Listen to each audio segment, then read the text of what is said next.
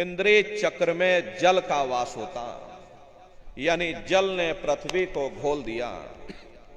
फिर जब इंद्रिय चक्र टूटेगा तो ऊपर नाभि चक्र में समा जाएगा। ये नाभि चक्र में अग्नि का वास होता, यानी अग्नि ने फिर जल को सुखा दिया। ये नीचे से सिमटाव होता है, नीचे से ऊपर की ओर सिमटाव होता, पैरों के तलवे से लेकर के ये सिर की चोटी तक सिमटाव होता है। फिर जब ये नाभि चक्र टूटेगा तो ऊपर हृदय चक्र में समा जाएगा। हृदय चक्र में वायु का वास होता, यानी वायु ने अग्नि को अपने में समाहित कर लिया और इस तरह से वायु ऊपर आकाश मुड़ गई। ये आंखों की पुतलियां ऊपर पलट जाती हैं, मुंह खुला का खुला रह जाता। अरे महात्मा समझाते हैं, जब यह कर्म कला उपजावे, बुद्धि सुरत की यान दबावे। जब यह जीवात्मा पांचों तत्वों को लांग करके जल, पृथ्वी, अग्नि, वायु, आकाश, पांचों तत्वों को लांग करके ऊपर आती है तो काल दाढ़ में आन दवानी, और जब ढरके नैनन से पानी, जब काल अपनी दाढ़ में दबाता है उस समय नेत्रों से पानी निकलता, इंद्रियां टूट टूट करके चकनाचूर हो जाती, सब नात रिश्तेदार खड़े रह जाएंगे। लगे टकटकी दिखे ना भाई, वाही समय को करे सहाय।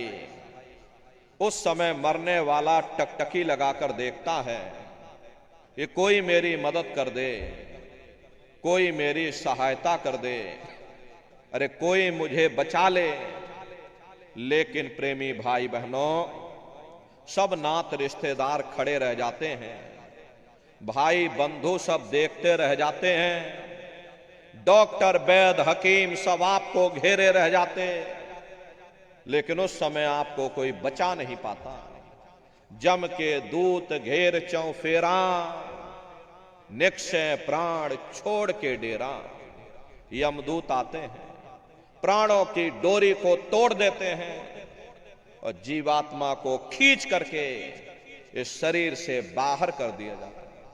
जैसे ही जीवात्मा शरीर से अलग हुई, ये शरीर हमारा मिट्टी हो जाता। अरे इस मिट्टी को ले जा करके तुम शमशान भूमि पर जला करके राख कर देते। हाड़ जले जैसे लाकड़ी, और केस जले जैसे घास, और कंचन जैसी एक काया ढह गई और कोई ना आवे पास। ये कहानी हमारी आपके यहीं समाप्त हो गई। ये जात बिरादरी के रगड़े और झगड़े, ये नाम, ये रुतबा, ये शानो शौकत, ये पद और ये प्रतिष्ठा, ये प्रधानी और ये कलेक्टरी, ये ब्लॉक प्रमुखी और ये सरपंची, ये सब तुम्हारी यहीं समाप्त हो गई। लेकिन उधर देखो क्या होता, तुम्हारी जीवात्मा को ले जा करके ऊपर धर्मराज की कचहरी में पेश कर दिया जाता। वहां पलक झपकते ही तुम्हारे अच्छे और बुरे कर्मों का हिसाब किताब हो जाता। अरे धर्मराज तुमको सजा सुना देते, ले जाओ इनको फलाने नरक में डाल दो, क्योंकि मैंने इनको मौका दिया था। जब ये मां के घर में उल्टे लटके हुए थे, सिर इनका जब नीचे था, पैर जब इनके ऊपर थे, मां के घर में जब ये उल्टे लटके हुए थे, जठराग्नि में जब ये तप रहे थे, उस समय इन्होंने मुझसे प्रार्थना की थी कि हे मालिक, अब प्रभु कृपा करो वे भांति, और सब तज भजन करे दिन रात। कि हे परमात्मा, इस बार हमको मौका दे दो, हमको ये मनुष्य शरीर दे दो, हम भजन करेंगे, भक्ति करेंगे, हम अपनी जीवात्मा का कल्याण करेंगे। तो मैंने इनकी प्रार्थना को स्वीकार कर लिया और इनको मैंने सुंदर सा ये मनुष्य शरीर दे दिया, और कह करके मैंने भेजा था कि भाई ये मनुष्य शरीर ये किराए का मकान है, ये तुम्हारा अपना नहीं है। अगर ये तुम्हारा अपना होता तो हमेशा तुम्हारे पास रहता। ये तुम्हारा अपना नहीं, ये मैंने तुमको कुछ समय के लिए किराए का ये मकान दिया है। हां, तुम अपनी जीवात्मा को मेरे किराए के मकान में बैठा करके मालिक की भक्ति करके समय रहते अपनी जीवात्मा को जगा लेना, अपनी जीवात्मा का कल्याण करा लेना। अरे मैंने कुछ समय के लिए तुम सबको ये किराए का मकान दिया है, और जब समय पूरा होगा तो मैं अपने सिपाहियों को ऊपर से भेजूंगा और उस समय पर तुम मेरे किराए के मकान को खाली कर देना। लेकिन इतना ध्यान रखना, जैसा साफ सुथरा मैंने तुमको ये किराए का मकान दिया है, वैसा ही साफ सुथरा तुम मुझको वापस लौटाना। लेकिन इस किराए के मकान में बैठ करके इन्होंने बुरे खोटे पाप कर्म कर डाले। मेरे किराए के मकान को इन्होंने अपने कर्मों से गंदा कर दिया, इसलिए कर्मों की सजा इनको मिलेगी। ले जाओ इनको फलाने नरक में डाल दो। महात्मा कभी झूठ नहीं बोलते।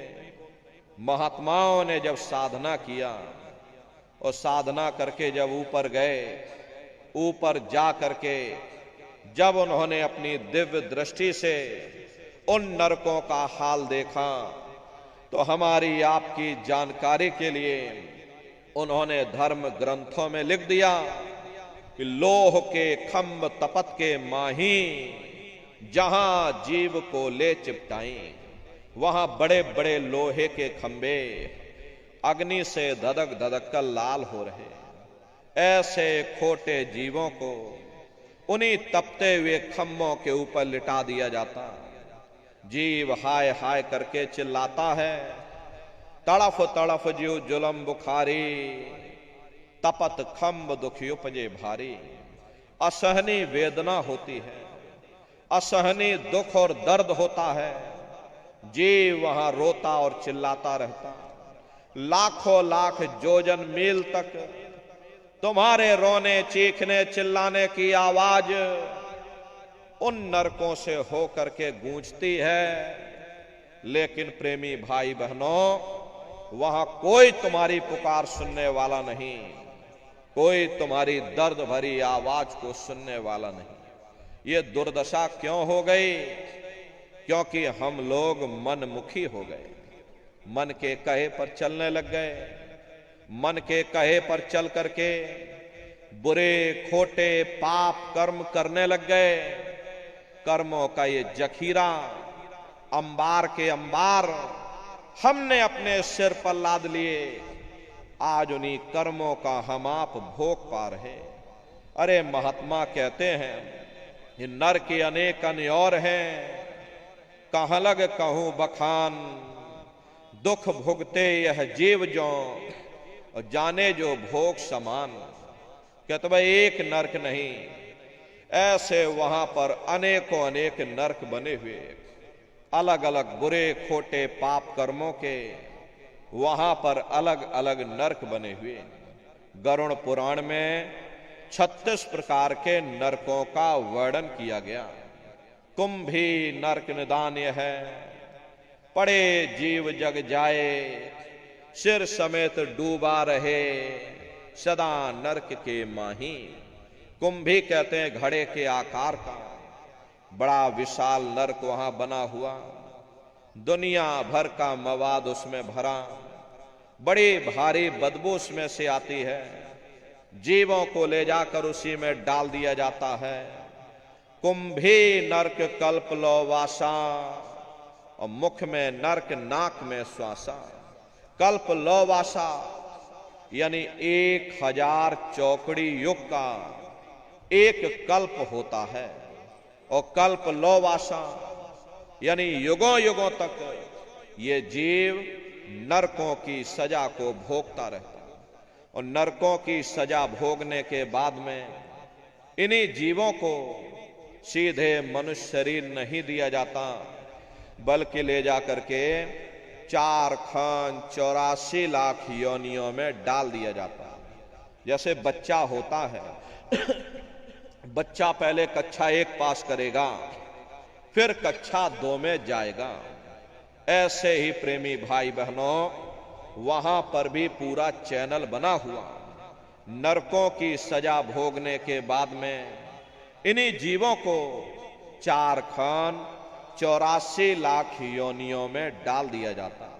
ये 4 खान 84 लाख योनियां, ये कोई मामूली योनियां नहीं होती।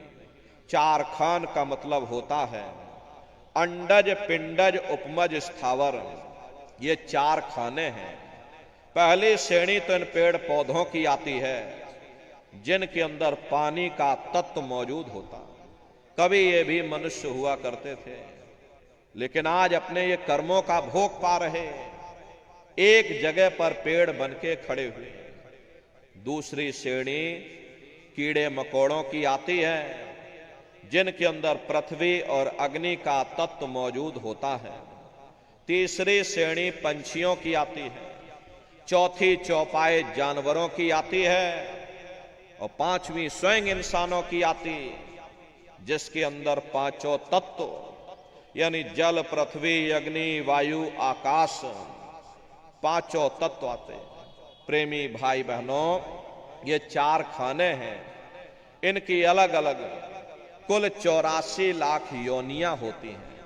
अच्छी तरह समझिएगा, ये बहुत बड़ी पढ़ाई है। जैसे बच्चे स्कूल कॉलेज में पढ़ने जाते हैं, ऐसे ही प्रेमी भाई बहनों ये आध्यात्मिक पाठशाला है। और प्रेमी भाई बहनों, यहां पर आपको आध्यात्मिक ज्ञान दिया जाएगा। ये शुरुआती पढ़ाई है। आध्यात्मिक पाठशाला की ये शुरुआती पढ़ाई है। तो जब ध्यान से सुनोगे तो एक एक चीज आपकी समझ में आएगी। तो प्रेमी भाई बहनों, ये 4 खाने हैं। इनकी अलग अलग कुल 84 लाख योनियां इनमें बटी होती हैं। अब आप पेड़ पौधों को देखिए तो शीशम का पेड़ अलग है, सागौन का पेड़ अलग है, नीम का पेड़ अलग है, आम का पेड़ अलग है, पीपल का पेड़ अलग है। ऐसे ही अलग अलग प्रजातियों के कीड़े मकोड़े हैं, अलग अलग प्रजातियों के पशु और पंछी हैं। कुल मिलाकर 84 लाख योनियां हैं। हम दुनिया के जीव नरकों की सजा भोगने के बाद में इन्हीं 84 लाख योनियों में डाल दिए जाते हैं। मामूली कष्ट नहीं होता। अरे हमको आपको गर्मी लग गई तो हम लोग छाया में आ गए, सर्दी लग गई कंबल रजाई ओढ़ लिया, भूख लग गई तो भोजन कर लिया, बीमार हो गए तो अस्पतालों में चले गए, अपना अपना इलाज करवा लिया। लेकिन देखो इन जानवरों को, क्या गर्मी, क्या सर्दी, क्या बरसात, एक एक रोटी के टुकड़े के लिए बेचारे दर बदर रोड पर भटकते रहते हैं। अरे किसी का हाथ कट गया, किसी का पैर कट गया, किसी को आपने जीते जी काट डाला, मुर्गी की पकड़ करके गर्दनें घुमा डाली। अरे उनको भी दर्द होता है, उनको भी तकलीफ होती है, लेकिन वे बेचारे बेजुबान हैं, कुछ बोल नहीं पाते हैं, कुछ बता नहीं पाते हैं। हम लोगों के अंदर ये जुबान है, हम लोग बोल बता देते हैं, वे सिर्फ रोते और चिल्लाते रहते हैं। अरे कौन उनकी पुकार सुनने वाला, कौन उनकी दर्द भरी आवाज को सुनने वाला, कौन सी अदालत में जाकर के वे बेचारे दरवाजा खटखटाएं, या कौन मजिस्ट्रेट उनकी फरियाद को सुनेगा। प्रेमी भाई बहनों, कोई सुनने वाला नहीं है। अरे कई जन्म भय कीट पतंगा, कई जन्म भय मीन कुरंगा, कई जन्म पंखी सरफोइयो, कई जन्म हैवर वृक्ष जोइयो, मिल जगदीश मिलन की वरिया, चिरंकार यह देश सजरिया। करोड़ों करोड़ युगों से हम आप नरकों की सजा भोगने के बाद में फिर कभी कीड़े पतंगों की योनि में डाल दिए जाते, कभी पेड़ पौधों की योनि में डाल दिए जाते, तो कभी हम लोगों को अपने अपने कर्मानुसार पशु और पंछियों की योनि में डाल दिया जाता। कृष्ण भगवान ने उद्धव से कहा कि हे उद्धव, ये जो तुम चींटा देख रहे हो ये कई बार इंद्र बन चुका है। प्रेमी भाई बहनों, जब स्वर्गों का राजा इंद्र वह अपने कर्मों के कारण चींटा बन सकता है, तो हम दुनिया के जीवों का क्या हाल होगा, हम लोग कभी उस पर विचार नहीं करते। धृतराष्ट्र ने कृष्ण भगवान से पूछा कि हे केशव, मैं अंधा क्यों हूं? मुझे 100 जन्मों की खबर है, मैंने इन 100 जन्मों में कोई ऐसा कर्म नहीं किया जिससे कि मैं अंधा होता। कृष्ण भगवान ने सिर पर हाथ रख करके कहा, जरा और पीछे जाकर के देखो। देखा तो 106 जन्म का कर्म निकला। प्रेमी भाई बहनों, ये कर्मों का बड़ा पेचीदा संसार है।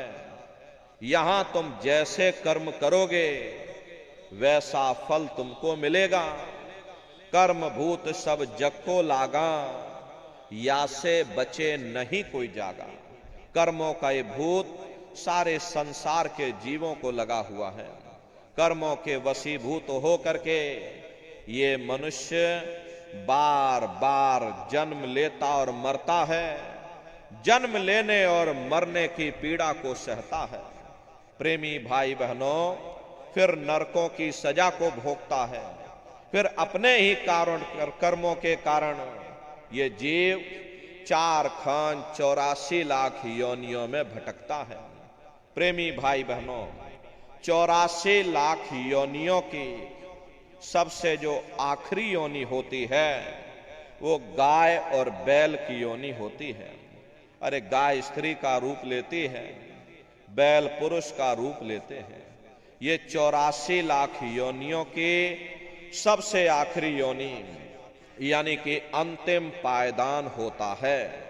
उसके बाद तब जाकर के हम लोगों को दोबारा फिर से मनुष्य शरीर प्राप्त होता। इसीलिए कहा गया कि बड़े भाग्य मानुष तन पाया, कोट जन्म भटका जब खाया।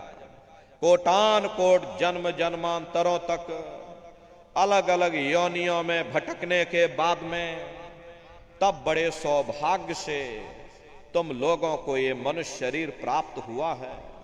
लेकिन बड़े अफसोस की बात है, जैसे किसी को हीरा मिल गया, उसे हीरे की परख नहीं, उसने हीरे को ले जा करके गधे के गले में बांध दिया। ठीक उसी प्रकार से ये मनुष्य शरीर उत्तम से उत्तम है, लेकिन इंसान इसकी कद्र नहीं करता। खाने पीने ऐशो इशरत में, मोह ममता में अपने कीमती समय को और सांसों की पूंजी को बर्बाद कर देता। रात गवायो सोए के, दिवस गवायो खाए। हीरा जन्म अमोल था, कौड़ी बदले जाए। भगवान राम ने कहा, बड़े भाग्य मानुष तन पाया, सुर दुर्लभ सदग्रंथ ही गाया। सुर कहते हैं देवताओं को। बड़े से बड़े देवी और देवता भी इस मनुष्य शरीर को पाने के लिए तरसते हैं, क्योंकि इसी मनुष्य रूपी मंदिर में बैठ करके हम आप उस परमात्मा की भक्ति कर सकते हैं। इसीलिए संतों महात्माओं ने इस पंच भौतिक शरीर को सच्चा हरि मंदिर कहकर याद किया। ये हरि मंदिर यह शरीर है, ज्ञान रतन प्रकट हुए, ये असली हरि मंदिर है। जब भी वो परमात्मा मिलेगा इसे हरि मंदिर के अंदर मिलेगा। इसे पंच भौतिक शरीर को ईसा मसीह साहब ने टेम्पल ऑफ लिविंग गॉड यानी जिंदा ईश्वर का मंदिर कहा। इसे पंच भौतिक शरीर को मुसलमान फकीरों ने कुदरती काबा कहकर याद किया। इसी पंच भौतिक शरीर को गुरु नानक साहब ने नर नारायणी देह कहकर याद किया। ये वो देह है जिसमें नारायण स्वयं विराजमान है। अरे वो नारायण जब भी मिलेंगे तुम्हें तुम्हारे अंदर मिलेंगे। यही कबीर साहब ने कहा है, जौ तिल माही तेल है, जौ चकमक में आग, तेरा साईं तुझ में, और जाग सके तो जाग। जैसे तिल में तेल होता है, पत्थर में अग्नि होती है, ठीक उसी तरह से वो मालिक हर एक के घट घट में, हर एक के वजूद के अंदर बैठा हुआ। यही महात्माओं ने कहा, प्रेमी भाई बहनों, आप अपनी बुद्धि से जरा विचार करिए। सभी लोग बुद्धिमान हो, पढ़े लिखे आप सभी लोग हो, तो अपनी बुद्धि से आप स्वयं विचार करो। जब उस परमात्मा ने हर इंसान को एक जैसा बनाया, आंख, कान, नाक, मुंह, हाथ, पांव एक जैसे दिए, तो हम आप ये कैसे सोच सकते हैं कि उसने हिंदुओं के लिए अपने मिलने का कोई और रास्ता बनाया होगा, या मुसलमान, सिख या ईसाइयों के लिए अपने मिलने का कोई और रास्ता। कस्तूरी कुंडल बसे और मृग धूड़े बन माही, ऐसे घट घट राम है दुनिया देखे नाही। जैसे हिरन कस्तूरी की खुशबू को बाहर जंगलों में ढूंढता फिरता, हालांकि वो खुशबू उसके नाभि से हो करके आती है, वही हाल हम जीवों का है। हम दुनिया के जीव भी उस परमात्मा की खोज बाहर इस जड़ संसार में कर रहे हैं। लेकिन प्रेमी भाई बहनों, आप अपनी बुद्धि से विचार करिए, ये अगर हमारी कोई चीज हमारे घर के अंदर खो जाए और हम उसे घर के बाहर ढूंढें, तो भला वो कैसे मिल सकती है। यही महात्मा समझाते हैं कि भाई मोको कहां ढूंढे रे बंदे, मैं तो तेरे पास में, ना तीरथ में ना मूरत में, मैं तो हूं विश्वास में। ना मैं तीरथ में मिलूंगा, ना मैं मूरत में मिलूंगा, ना मैं अन्य किसी कर्मकांड में मिलूंगा, ना मैं ग्रंथों में मिलूंगा, ना मैं पोथियों में मिलूंगा, ना ही मैं इन किताबों में मिलूंगा। चाहे सारी उम्र बैठ करके तुम किताबें पढ़ते रहो, रात दिन ढोलक मजीरा बजा बजा करके उन चौपाइयों को तुम रटते रहो, अरे मैं जब भी मिलूंगा तो मैं तुम्हारे अंदर मिलूंगा।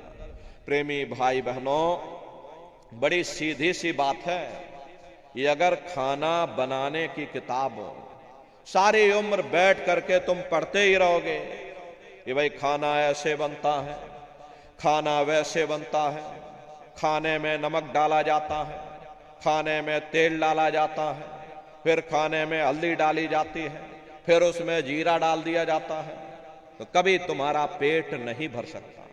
और जब तक आप खाना बनाओगे नहीं, उसे स्वयं खाओगे नहीं, कभी तुम्हारा पेट नहीं भर सकता। हम वेदों की निंदा नहीं करते, हम ग्रंथों की निंदा नहीं करते, हम गीता, कुरान और बाइबल की निंदा नहीं करते। वेद, शास्त्र, गीता, कुरान, बाइबल, जितनी भी हमारी धर्म पुस्तकें हैं, हमारे लिए सम्मानित हैं, हमारे लिए पूजनीय हैं। लेकिन प्रेमी भाई बहनों, जो उन धर्म पुस्तकों में लिखा हुआ है, हमें उस राह पर चलना भी पड़ेगा।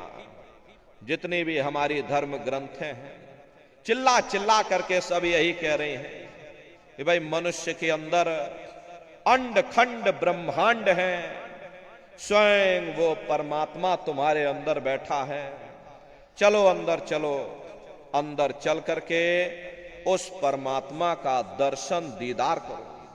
अब सवाल ये उठता है कि भाई आखिर हम अपने अंदर जा करके उस परमात्मा का दर्शन कैसे करेंगे। तो इसके लिए संतों महात्माओं ने केवल 3 साधन बताए। साधन 3 सारे उनवरने और साधन सब थोथे मान। इस कलयुग में उस मालिक को पाने के लिए महात्माओं ने केवल 3 पूजाएं बताई हैं। पहला है सुमरन, दूसरा है ध्यान और तीसरा है भजन। सुमरन कहते हैं अपने गुरु को याद करना, ध्यान कहते हैं अपनी दिव्य दृष्टि को खोलना, और भजन कहते हैं कान में उंगली डाल करके उस शब्द को सुनना, उस नाम को सुनना, उस देववाणी आकाशवाणी को सुनना जो 24 घंटे तुम्हारे सबके अंदर गूंज रही है। प्रेमी भाई बहनों, ये सुरत शब्द नाम योग की साधना है। जितने भी महात्मा इस धरती पर आए उस मालिक को पाया, सुरत शब्द नाम योग की साधना करके ही पाया। देखिए, सबसे पहले कबीर साहब आए। कबीर साहब ने सुरत शब्द नाम योग की साधना जारी की। उसके बाद गुरु नानक साहब आए। गुरु नानक साहब ने भी सुरत शब्द नाम योग की साधना जारी की। उसके बाद और भी महात्मा आए, कबीर, नानक, दादू दरिया, भीखा साहब, पलटू साहब, जगजीवन साहब। अरे आप काशी में चले जाइए, देखिए रैदास जी महाराज हुए, पूरे महात्मा थे, उन्होंने भी उस मालिक को पाया, सुरत शब्द नाम योग की साधना करके ही पाया। आप चित्रकूट में चले जाइए, देखिए गोस्वामी जी महाराज हुए, जिन्होंने रामचरितमानस बनाई, जिसका पाठ आप सभी लोग अपने अपने घरों में, मंदिरों में बैठ करके करते हो।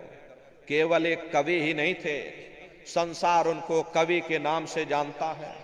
लेकिन प्रेमी भाई बहनों, गोस्वामी जी महाराज पूरे महात्मा थे, जिन्होंने 18 वर्ष की आयु में सुरत शब्द नाम योग की साधना करके उस मालिक को प्राप्त किया। प्रेमी भाई बहनों, इसी तरह आप राजस्थान में चले जाइए, देखो मीराबाई हुई, सहजोबाई हुई। मीराबाई के गुरु देखिए रैदास जी महाराज हुए। मीराबाई ने भी उस मालिक को पाया तो सुरत शब्द नाम योग की साधना करके ही पाया। प्रेमी भाई बहनों, ये सुरत शब्द नाम योग की साधना है। इस साधना की 3 क्रियाएं हैं। पहला है सुमरन, दूसरा है ध्यान और तीसरा है भजन। तो कैसे आप लोग सुमरन करोगे, कैसे आप लोग ध्यान करोगे और कैसे आप लोग भजन करोगे? बहुत से नए प्रेमी भाई बहन यहाँ बैठे हुए हैं, तो सुमरन, ध्यान और भजन कैसे करना है, बैठ करके आप सभी लोग अच्छी तरह से समझ लेना और फिर घर पर जा करके अभ्यास करिएगा। तो सबसे पहले देखिए सुमरन कैसे किया जाएगा। सुमरन करने के लिए एक माला आप लोग ले लेना।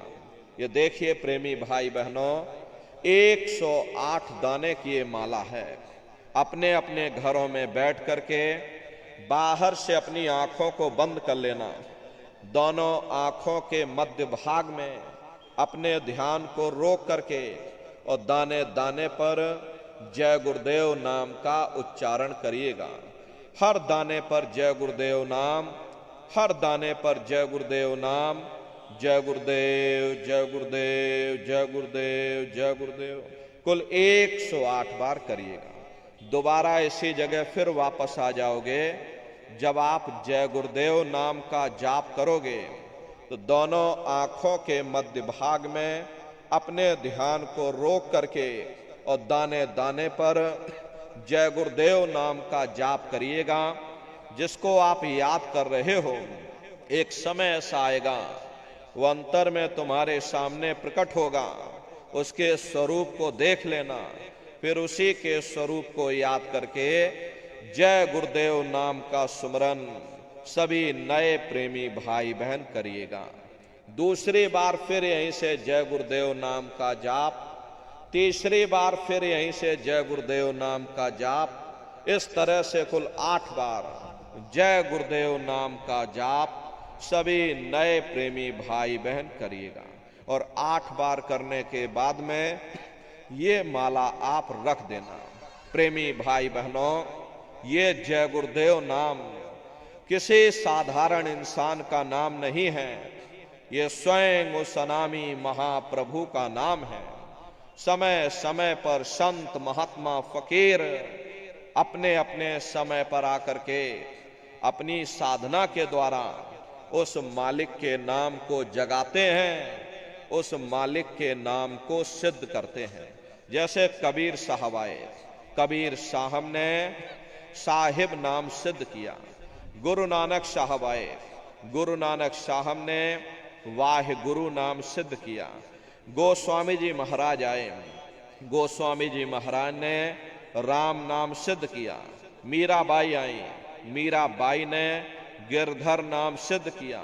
सूरदास जी महाराज आए, सूरदास जी महाराज ने श्याम नाम सिद्ध किया। इसी तरह से हमारे गुरु महाराज जय गुरुदेव नाम सिद्ध करके गए। जय गुरुदेव नाम का जहाज लगा कर गए। अगर जहाज पर सारी दुनिया बैठेगी, ये जहाज सारी दुनिया को पार करेगा। एक है साध है सब सद है, सब साध है सब जाए। पहले अपने गुरु की उंगली पकड़ लो, क्योंकि गुरु तुम्हारा सच्चा रहबर है। गुरु बिन भव निज तरह न कोई, बगैर गुरु के तुम्हारी ये जीवात्मा इस भव सागर से पार नहीं जा सकती। गुरु गोविंद दो खड़े काके लागू पाई, बलिहारी गुरु आपने जिन गोविंद दियो बताई।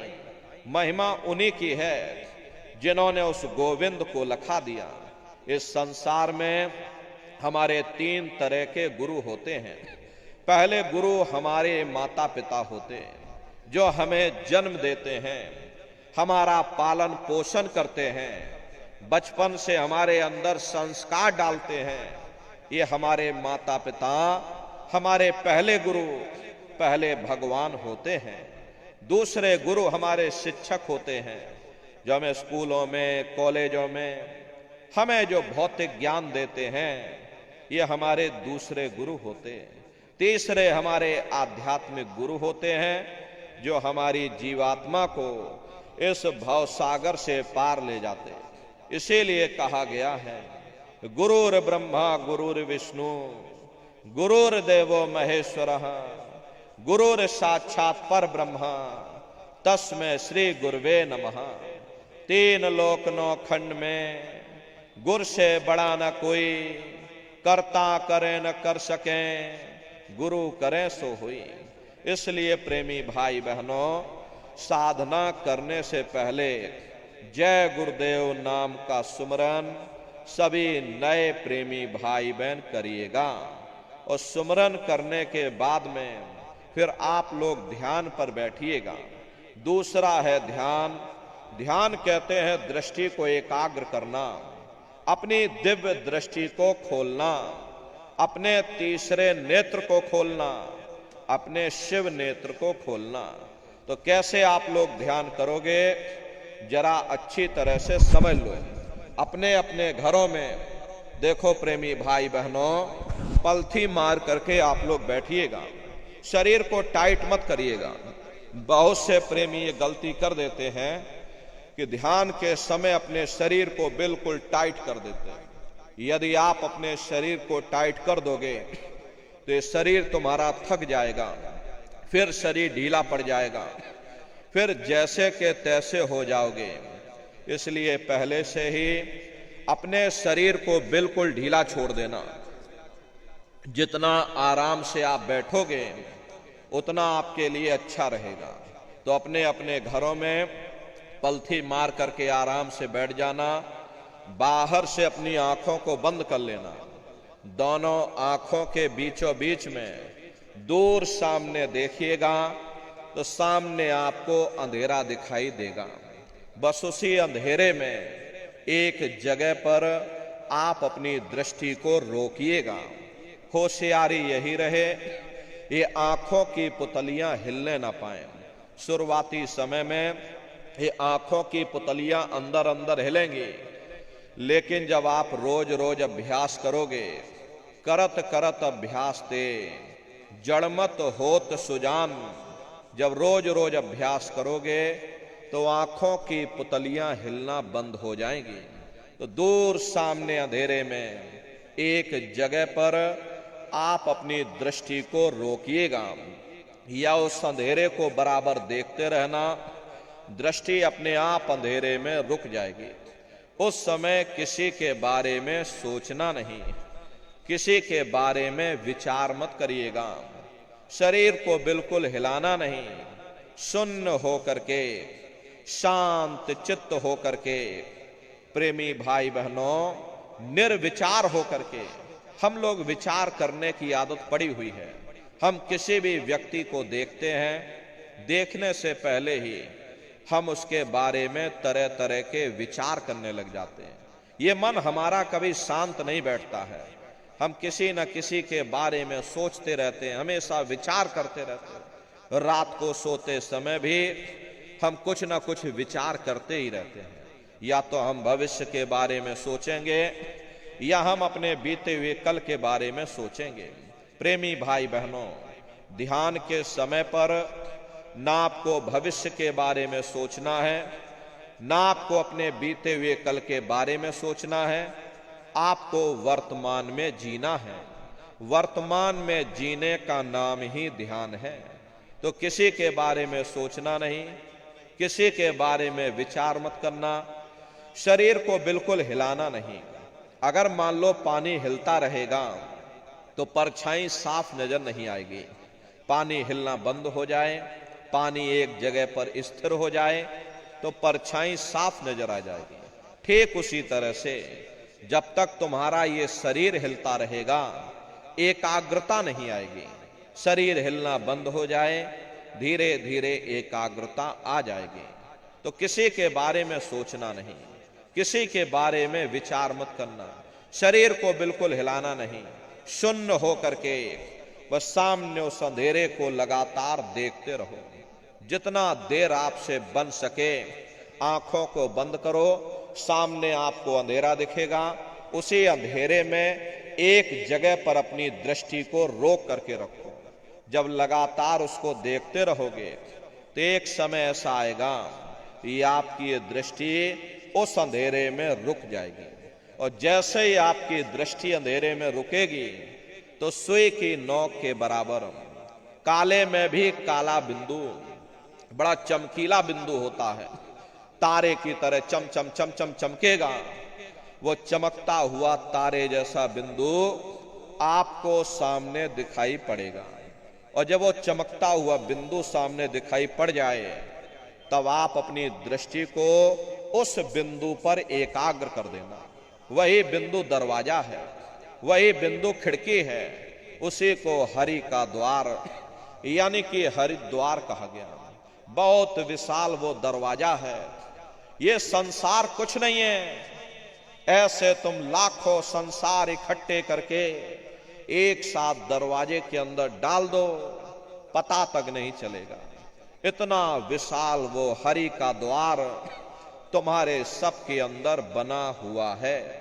एक छोटे से बीज को लेकर के हम आपसे कहें कि उस बीज के अंदर बहुत बड़ा पेड़ है तो आप जल्दी भरोसा नहीं करोगे। लेकिन छोटे से बीज को जब आप जमीन में गाड़ दोगे, थोड़ा खाद पानी दोगे, वो बीज अंकुरित हो जाएगा। उसमें से विशाल लताएं भी निकलेंगी, विशाल वृक्ष का रूप भी लेगा, उसमें से फल और फूल भी निकलेंगे। ठीक उसी तरह से आप सभी के अंदर सुई की नोक के बराबर तारे की तरह छोटे से छोटा बिंदु है। उस बिंदु के अंदर बड़े बड़े ब्रह्मांड बसे हुए हैं। वो तारे जैसा चमकता हुआ बिंदु आपको सामने दिखाई पड़ेगा। और जब वो बिंदु सामने दिखाई पड़ जाए तब आप अपनी दृष्टि को उस बिंदु पर एकाग्र कर देना। प्रेमी भाई बहनों, जब आप अपनी दृष्टि उस बिंदु पर एकाग्र कर दोगे तो वही बिंदु दरवाजा है। वो दरवाजा खुल जाएगा, ये शिव नेत्र खुल जाएगा, ये दिव्य दृष्टि आपकी खुल जाएगी और आप दरवाजे के अंदर दाखिल हो जाओगे। एक बार प्रेमी भाई बहनों ये दिव्य दृष्टि आपकी खुल जाए, फिर क्या भूत, क्या भविष्य, क्या वर्तमान, कोई भेद आपसे गुप्त नहीं रहेगा। लाखों वर्ष पहले क्या हुआ था, भविष्य में क्या होने वाला है। अरे आप अपने अपने घरों में बैठ करके ध्यान लगा करके भूत भविष्य और वर्तमान को देख सकते हो। तो यह है ध्यान करने का तरीका। एक बार फिर से आप लोग समझ लीजिए कैसे आपको ध्यान करना है। अपने अपने घरों में पलथी मार करके बैठ जाना, बाहर से अपनी आंखों को बंद कर लेना, दोनों आंखों के मध्य भाग में दूर सामने देखिएगा तो सामने आपको अंधेरा दिखाई देगा। बस उसी अंधेरे में एक जगह पर आप अपनी दृष्टि को रोकिएगा या उस अंधेरे को लगातार देखते रहना, दृष्टि अपने आप अंधेरे में रुक जाएगी। ये उसी तरह से है जैसे आपकी आंखों के सामने देखो सूरज है, लेकिन बीच में बादल आ गए, इसीलिए सूर्य आपको दिखाई नहीं पड़ता है। अगर बादल हट जाते हैं तो सूरज सामने दिखाई पड़ जाता है। ठीक उसी तरह से कर्मों के बादल अंधकार बन करके, दीवाल बन करके हमारी आंखों के सामने आकर खड़े हो गए। जब आप अपने आंखों की पुतलियों को उस अंधेरे में रोक करके रखोगे तो उसी अंधेरे में सुराख हो जाएगा। यही कहा गया है, दोनों तिल एक तार मिलाओ तब देखो गुलजारा है। यानी दोनों आंखों की पुतलियों को अंधेरे में एक जगह पर रोक करके रखो। जब आंखों की पुतलियों को अंधेरे में रोक करके रखोगे तो उसी अंधेरे में सुराख हो जाएगा, सामने आपको चमकता हुआ बिंदु दिखाई पड़ेगा। और जब वो बिंदु सामने दिखाई पड़ जाए तब आप अपनी दृष्टि को उस बिंदु पर एकाग्र कर देना। और जब आप अपनी दृष्टि उस बिंदु पर एकाग्र कर दोगे तो वही बिंदु दरवाजा है, वो दरवाजा खुल जाएगा, ये शिव नेत्र खुल जाएगा, ये दिव्य दृष्टि आपकी खुल जाएगी और आप दरवाजे के अंदर दाखिल हो जाओगे।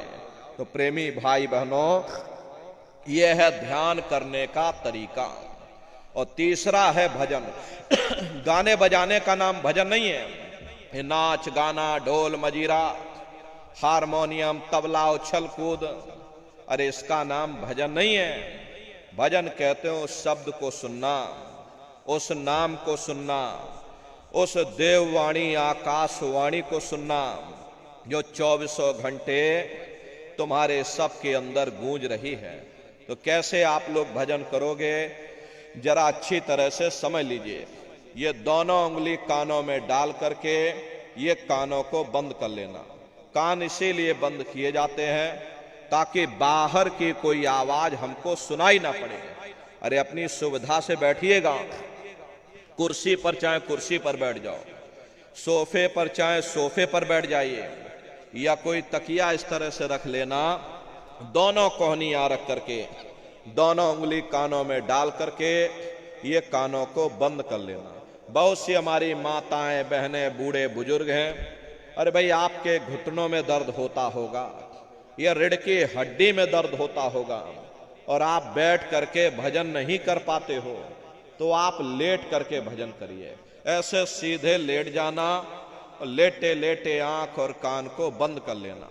मतलब तो आंख और कान को बंद करना है, चाहे आप लेट करके करो या चाहे आप बैठ करके करो। यही कहा गया कि आंख कान मुख बंद कराओ, अनहद झिंगा शब्द सुनाओ।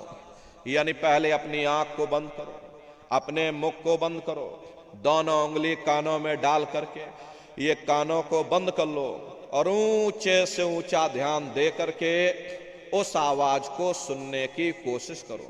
प्रेमी भाई बहनों, जब आप अपने कानों को बंद करके और अंतर में गौर से सुनोगे तो आपको ऐसा मालूम पड़ेगा कि कहीं सीटी जैसी आवाज हमारे कानों में बज रही है। टी, इस तरह से सीटी जैसी आवाज शुरू में आप सभी को सुनाई पड़ेगी। शाम को अपने अपने घरों में जाकर बैठिएगा, ये कानों को जरा बंद कर लेना, अंतर में गौर से सुनिएगा तो सीटी जैसी आवाज आप सभी को सुनाई पड़ेगी। करना कुछ नहीं है, लेटे हो चाहे बैठे हो, बस आप उस आवाज को सुनते रहना और सुनते सुनते उसी में लीन हो जाओ।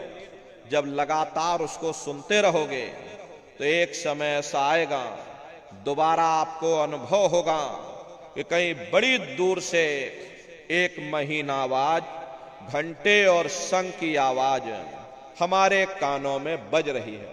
जैसे मंदिरों में घंटियां बजती हैं, टन टन टन टन, इसी तरह से प्रेमी भाई बहनों, वो घंटे और शंख की आवाज आपको अपने अंदर सुनाई पड़ेगी। उसी घंटे शंख की आवाज को महात्माओं ने शब्द कहा। अरे आपकी धर्म पुस्तकों में लिखा है, ये पोथी पढ़ पढ़ जग मुआ और पंडित भया न कोई, और 2.5 अक्षर प्रेम का पढ़े सो पंडित हुई। दुनिया वाले कहते हैं कि 2.5 अक्षर का मतलब प्रेम है। प्रेम नहीं है, प्रेम में तो मात्रा लगी हुई। यहां पर जिस 2.5 अक्षर का वर्णन उन महात्माओं ने किया है वो है शब्द शा, आदा, बा और दा। उसी शब्द को महात्माओं ने नाम कहा। कल युग जोग न यज्ञ न ज्ञाना, एक आधार नाम गुण गाना। कलयुग में न योग है, न यज्ञ है, न ये ज्ञान है। तो कलयुग में क्या है? कलयुग केवल नाम आधारा, सुमेर सुमेर नर उतर ही पारा। कलयुग में केवल नाम का आधार है। प्रेमी भाई बहनों, यहां पर नाम 2 प्रकार के होते हैं। एक वर्णात्मक नाम होता है, दूसरा धुनात्मक नाम होता है। वर्णात्मक नाम वो है जो लिखने, पढ़ने, बोलने में आता है, जैसे राम, श्याम, सीताराम, हरे रामा, हरे कृष्णा। ये सभी वर्णात्मक नाम होते हैं जो हम लोग आपस में बोलते हैं, प्रेमी भाई बहनों। लेकिन संत महात्मा उस धुनात्मक नाम की महिमा गाते हैं जो न लिखने में आता है, न जवान से बोलने में आता है, जो हर इंसान के अंदर रात और दिन धुनकारे दे रहा है। प्रेमी भाई बहनों, उसी घंटे शंख की आवाज को महात्माओं ने नाम कहा। नाम कहां मिलेगा? नाम रहे संतन आधीना, और संत बिना कोई नाम न चीन्हा। तो प्रेमी भाई बहनों, उसी को महात्माओं ने शब्द या नाम कहा। उसी घंटे शंख की आवाज को ईसा मसीह साहब ने वर्ड या लागस कहकर याद किया। उसी घंटे शंख की आवाज को गुरु नानक साहब ने अनहद वाणी कहकर याद किया। चीन में जो महात्मा हुए उन्होंने इसको ताओ कहकर याद किया। मुसलमान फकीरों ने इसे कलमा कहकर याद किया। हिंदू महात्माओं ने इसे देववाणी, आकाशवाणी कहकर याद किया। उन अलग अलग महात्माओं ने अपनी अपनी भाषा में हम लोगों को समझाने की कोशिश की है कि भाई वो घंटे और शंख की आवाज तुम्हारे सबके अंदर गूंज रही है, वो आपको सुनाई पड़ेगी। लेकिन शुरुआती समय में आपको ऐसा मालूम पड़ेगा कि कहीं बड़ी दूर पर घंटियां बज रही, टन टन टन टन, लेकिन सुनाई हरेक को पड़ेगी। प्रेमी भाई बहनों, जब घंटे और शंख की आवाज आपको अपने अंदर सुनाई पड़ने लग जाए, तब आप सीटी की आवाज को छोड़ देना और घंटे शंख की आवाज को पकड़ लेना, उसको आप सुनने लग जाना। जब आप उसको सुनने लग जाओगे तो वो आवाज आपको प्रेमी भाई बहनों धीरे धीरे खींचना शुरू करेगी, क्योंकि उस आवाज में चुंबक है। वो आवाज आपको अपनी ओर खींचेगी, और जब खिंचाव होगा तो जीवात्मा का फैला हुआ प्रकाश 9 दरवाजों से सिमटने लगेगा। बड़ा भारी आनंद आता है जब आप उस घंटे और शंख की आवाज को सुनोगे। इतना भारी आनंद आपके ऊपर छा जाएगा, इतनी खुशी आपको होगी, ऐसा नशा आपके ऊपर चढ़ जाएगा कि आप सारी दुनिया को भूल जाओगे। शंकर भगवान को वही नशा चढ़ा था।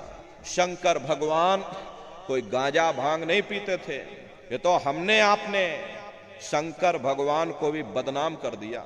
ये शंकर भगवान गांजा भांग पीते थे तो चलो हम भी गांजा भांग फूकेंगे, और सबके सब गजेड़ी हो गए। प्रेमी भाई बहनों, शंकर भगवान ने कभी गांजा भांग नहीं पिया। शंकर भगवान जिस नशे में लीन रहते थे वो नाम का नशा था, वो ध्यान का नशा था, वो भक्ति का नशा था। जब आप उस आवाज को सुनोगे तो आपको भी वो नशा चढ़ जाएगा, क्योंकि उस आवाज में चुंबक है। वो आवाज आपको अपनी ओर खींचेगी, और जब खिंचाव होगा तो जीवात्मा का फैला हुआ प्रकाश 9 दरवाजों से सिमटने लगेगा। अब ये 9 दरवाजे कौन कौन से हैं? देखो प्रेमी भाई बहनों, अच्छी तरह से आप लोग समझिएगा। ये बहुत बड़ा विज्ञान है। दुनिया का विज्ञान जब समाप्त हो जाएगा तो ये विज्ञान प्रारंभ होगा। यही सच्चा सनातन विज्ञान है जो ऋषियों मुनियों ने समझाया था, जिसको ये संसार भूल गया, बाहरी पाखंड में और कर्म कांडों में उलझ गया। तो आज सच्चे सनातन विज्ञान को समझने की जरूरत है। तो 9 दरवाजे कौन कौन से? 2 आंख, 2 कान, 2 नाक के सुराख, 1 मुंह, 2 मलमूत्र का रास्ता, ये शरीर के 9 दरवाजे हैं। सबसे पहला दरवाजा गुदा चक्र आता है। गुदा चक्र में गणेश जी वास करते हैं। गणेश जी वहां के मालिक हैं। ये 4 दल का कवल है। यहां पर पृथ्वी तत्व पाया जाता है। उसके ऊपर इंद्री चक्र आता है। इंद्री चक्र में ब्रह्मा जी वास करते हैं। ब्रह्मा जी वहां के मालिक हैं। ये 6 दल का कवल है। यहां पर जल तत्व पाया जाता है। उसके ऊपर ये नाभि चक्र आता है। नाभि चक्र में विष्णु जी वास करते हैं। विष्णु जी यहाँ के मालिक हैं। ये 8 दल का कवल है। यहाँ पर अग्नि तत्व पाया जाता है। उसके ऊपर ये हृदय चक्र आता है। हृदय चक्र में शिव जी वास करते हैं। शिव जी यहाँ के मालिक हैं। ये 12 दल का कवल है। यहाँ पर वायु तत्व पाया जाता है। अरे वास तो वो ऊपरी मंडलों में, ऊपरी लोकों में वास करते हैं, लेकिन उनका प्रकाश, उनकी किरणें इन चक्रों पर पड़ती हैं। उसी के ऊपर एक कंठ चक्र आता है। यहाँ पर आद्या महाशक्ति की किरणें पड़ती हैं। ये 16 दल का कवल है। और आप सबसे ऊपर, तुम्हारी जीवात्मा सबसे ऊपर दोनों आंखों के मध्य भाग में बैठी है, जहां पर ये देवियां बिंदी लगाती हैं और पुरुष जहां पर ये टीका लगाते हैं। ये बिंदी और ये टीका यहां पर हम लोग इसीलिए लगाते हैं क्योंकि यहीं पर हमारी ये जीवात्मा बैठी है, उसका श्रृंगार किया जाता है। ये 10वां द्वार है जहां पर तुम्हारी ये जीवात्मा बैठी है। दोनों आंखों के बीचों बीच में इसी को 10वां द्वार कहते हैं। आप लोग रोज चौपाई गाते हो कि मंगल भवन अमंगल हारी, द्रवों सुदशरथे अजर बिहारी। तो इसका अर्थ जरा समझने की कोशिश भी करो। प्रेमी भाई बहनों, ये शरीर तुम्हारा मंगल भवन है, तुम्हें अमंगलों से बचाने वाला, तुम्हें नरकों और चौरासियों से बचाने वाला ये पंच भौतिक शरीर ही तुम्हारा मंगल भवन है। इस मंगल भवन के 10 दरवाजे हैं और 10वें दरवाजे पर ये अजर बिहारी यानी कि तुम्हारी जीवात्मा बैठी है।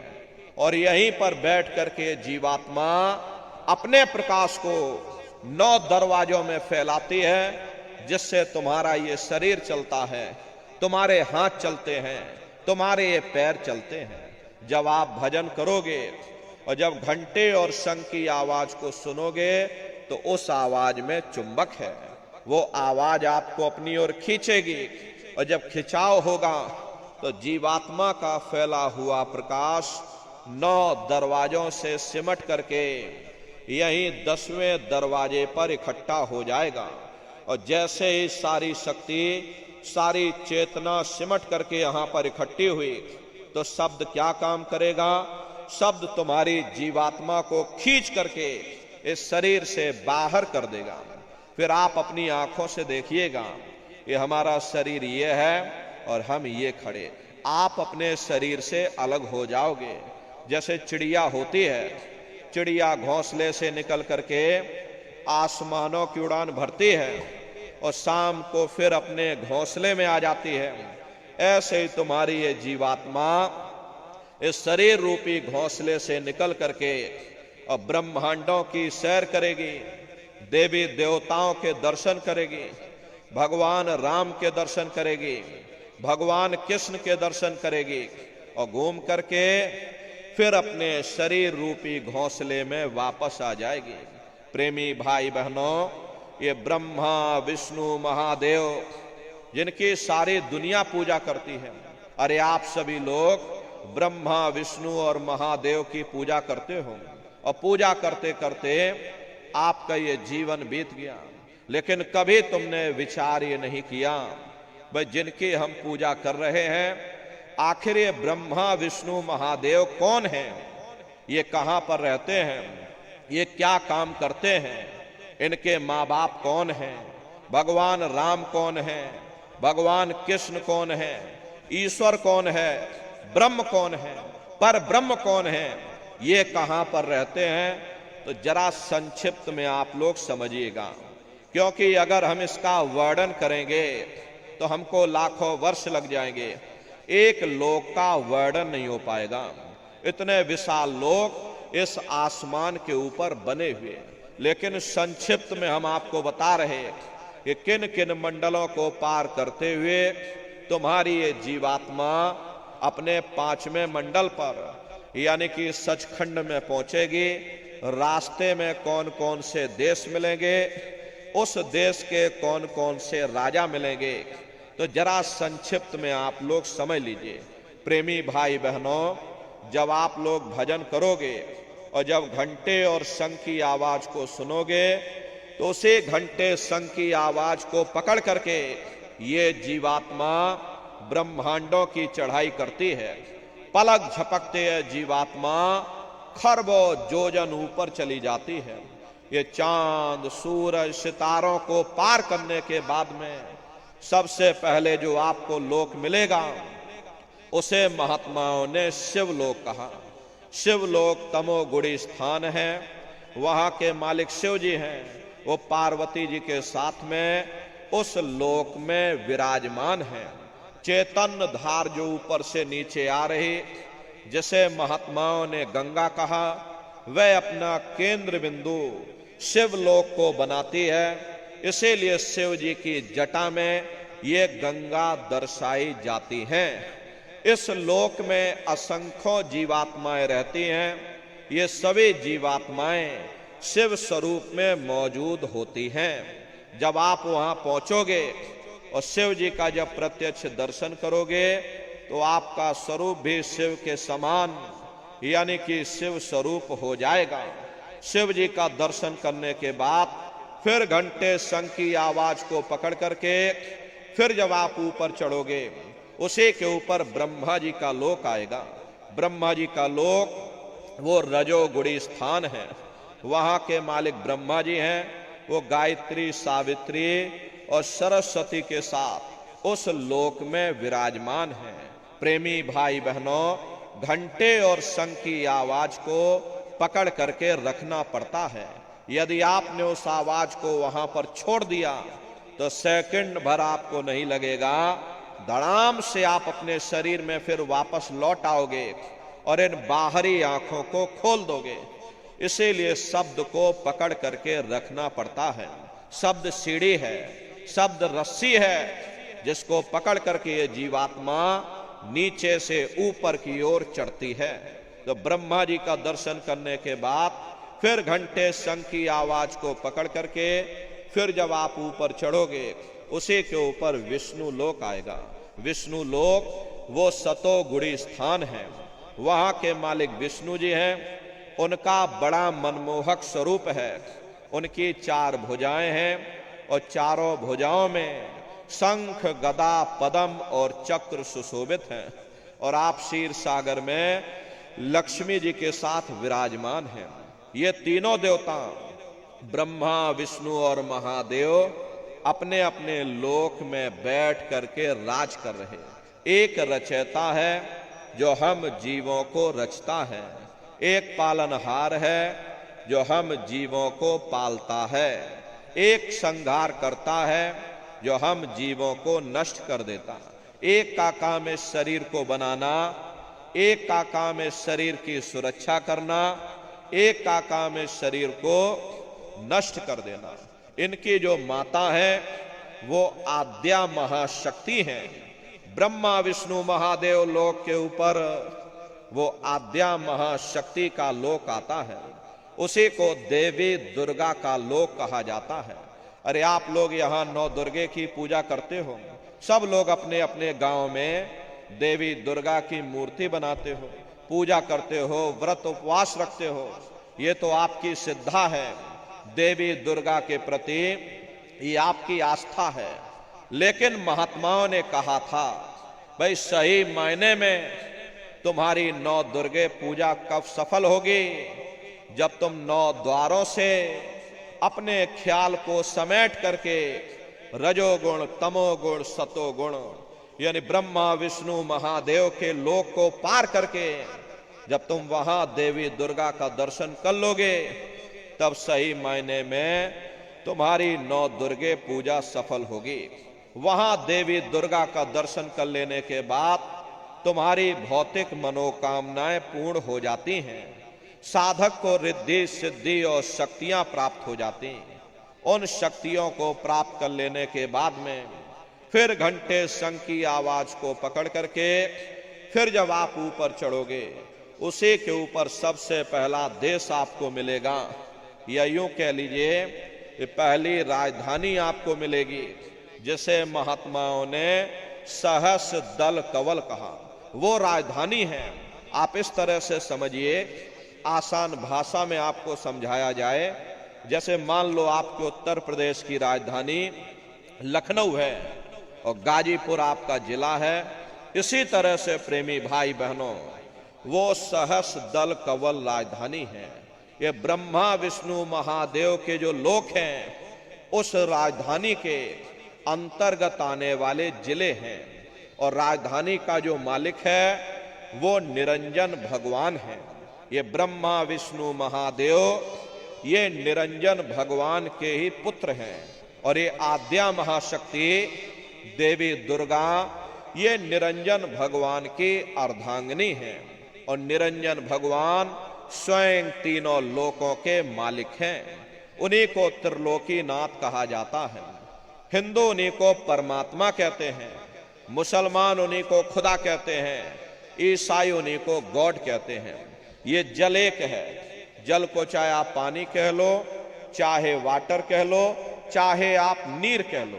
इसी तरह प्रेमी भाई बहनों वो परमात्मा एक है। हम लोग लफ्जों के झगड़े में उलझे हुए हैं। घंटे और शंख की आवाज जो हर इंसान के अंदर गूंज रही, वो आवाज उन्हीं के मुखार बिंद से हो रही। निरंजन भगवान का जो स्वरूप है वो ज्योतिष स्वरूप है। 1000 बाती की अखंड ज्योति वहां पर बराबर जल रही है। अरे हम आप यहां पर ज्योत जलाते हैं, ये तो हम आप उसकी नकल करते हैं। परम प्रकाश रूप दिन राती, नहीं कछु चाहिए दिया घृत बाती। इस ज्योति में तेल की जरूरत पड़ती है, बाती की जरूरत पड़ती है। तेल बाती खत्म हो जाए, ज्योति तुम्हारी बुझ जाएगी। लेकिन वो अखंड ज्योति वहां पर ऐसी जल रही है जिसमें ना तेल की जरूरत है और ना बाती की जरूरत है। महात्माओं ने लिखा है, उल्टा कुआं गगन में तिसमें जरे चिराग, तिसमें जरे चिराग, बिना रोगन बिन बाती, 6 ऋतु 12 मास जरत रहे दिन राती। सतगुर मिले जो होए, ताहि की नजर में आवे, बिन सतगुर नहीं कोई, वाह को दर्शावे। वो अखंड ज्योति ऐसी है जिससे पूरा ब्रह्मांड प्रकाशवान हो गया। जितनी भी अवतारी शक्तियां आई, भगवान राम आए, राम को वहीं से नीचे उतारा गया।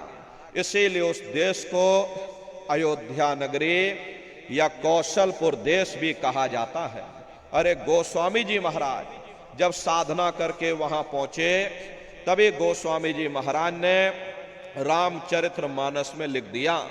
देखो प्रेमी भाई बहनों, रामचरितमानस में गोस्वामी जी महाराज ने जो भी लिखा है वो सब अंतर का भेद लिखा। जब उन्होंने साधना किया और साधना करके जब ऊपर गए, जो कुछ उन्होंने ऊपर जा करके देखा वो रामचरितमानस में लिख दिया। अरे आप लोग ऊपर गए नहीं, आपने कुछ देखा नहीं, इसीलिए आप अर्थों को समझ नहीं पाते हो और अर्थ का अनर्थ कर देते। तो क्या लिखा गोस्वामी जी महाराज ने? देखिए गोस्वामी जी महाराज रामचरितमानस में लिखते हैं कि मूद्यो नैन त्रसत में भयो, पुन चितवत कौशलपुर गयो। जब मैंने अपने बाहर की आंख बंद की, मेरी अंतर की आंख खुल गई और मैं क्या देख रहा हूं, मैं कौशलपुर देश में पहुंच गया। मोह विलोक राम मुस्काई, मुझे देख करके भगवान राम प्रसन्न हो गए। उन्होंने ऊपर जाने का मुझे रास्ता दे दिया। मैं ऊपर जा करके क्या देख रहा हूं, उधर माज सुनंडज राया, देखे बहु ब्रह्मांड निकाया, अति विचित्रता लोक अनेका, रचना अधिक एक तेका। विचित्र विचित्र भांत के वहां पर लोक बने हुए, एक से बढ़कर एक सोने के महल बने, जिनकी शोभा अवर्णीय है। प्रेमी भाई बहनों, वो असली अयोध्या नगरी है, वो भगवान राम का असली देश है। और जब आप लोग साधना करके वहां पहुंचोगे और अपनी दिव्य दृष्टि से उस अयोध्या नगरी को जब आप स्वयं देखोगे, अरे तुम देखते रह जाओगे, ये क्या ईश्वर की लीला है, कैसी उसकी कारीगरी है, अनंत उसकी सत्ता है, अनंत उसका प्रकाश है। उसे आनंद को पाकर के बड़े बड़े राजे महाराजाओं ने अपने राजकाज पर ठोकरें मार दी और जंगलों में जाकर के नंगे हो करके नाचने लगे। इतना आनंद, इतनी खुशी उन साधकों को होती है। मीराबाई को जब वो दौलत मिल गई, मीराबाई ने अपना राजपाट छोड़ दिया और मीराबाई कहने लगी, मैं मिल जाए पाए पियो अपना, तब मेरी पीर बुझानी, मीरा सुरत शब्द सहलानी। कबीर साहब को जब वो दौलत मिल गई और ये अन्य महात्माओं को जब वो दौलत मिल गई, उन्होंने ऊपर चढ़ करके उस अयोध्या नगरी को देखा, भगवान राम के देश को देखा, तो कलम तोड़ करके लिख दिया।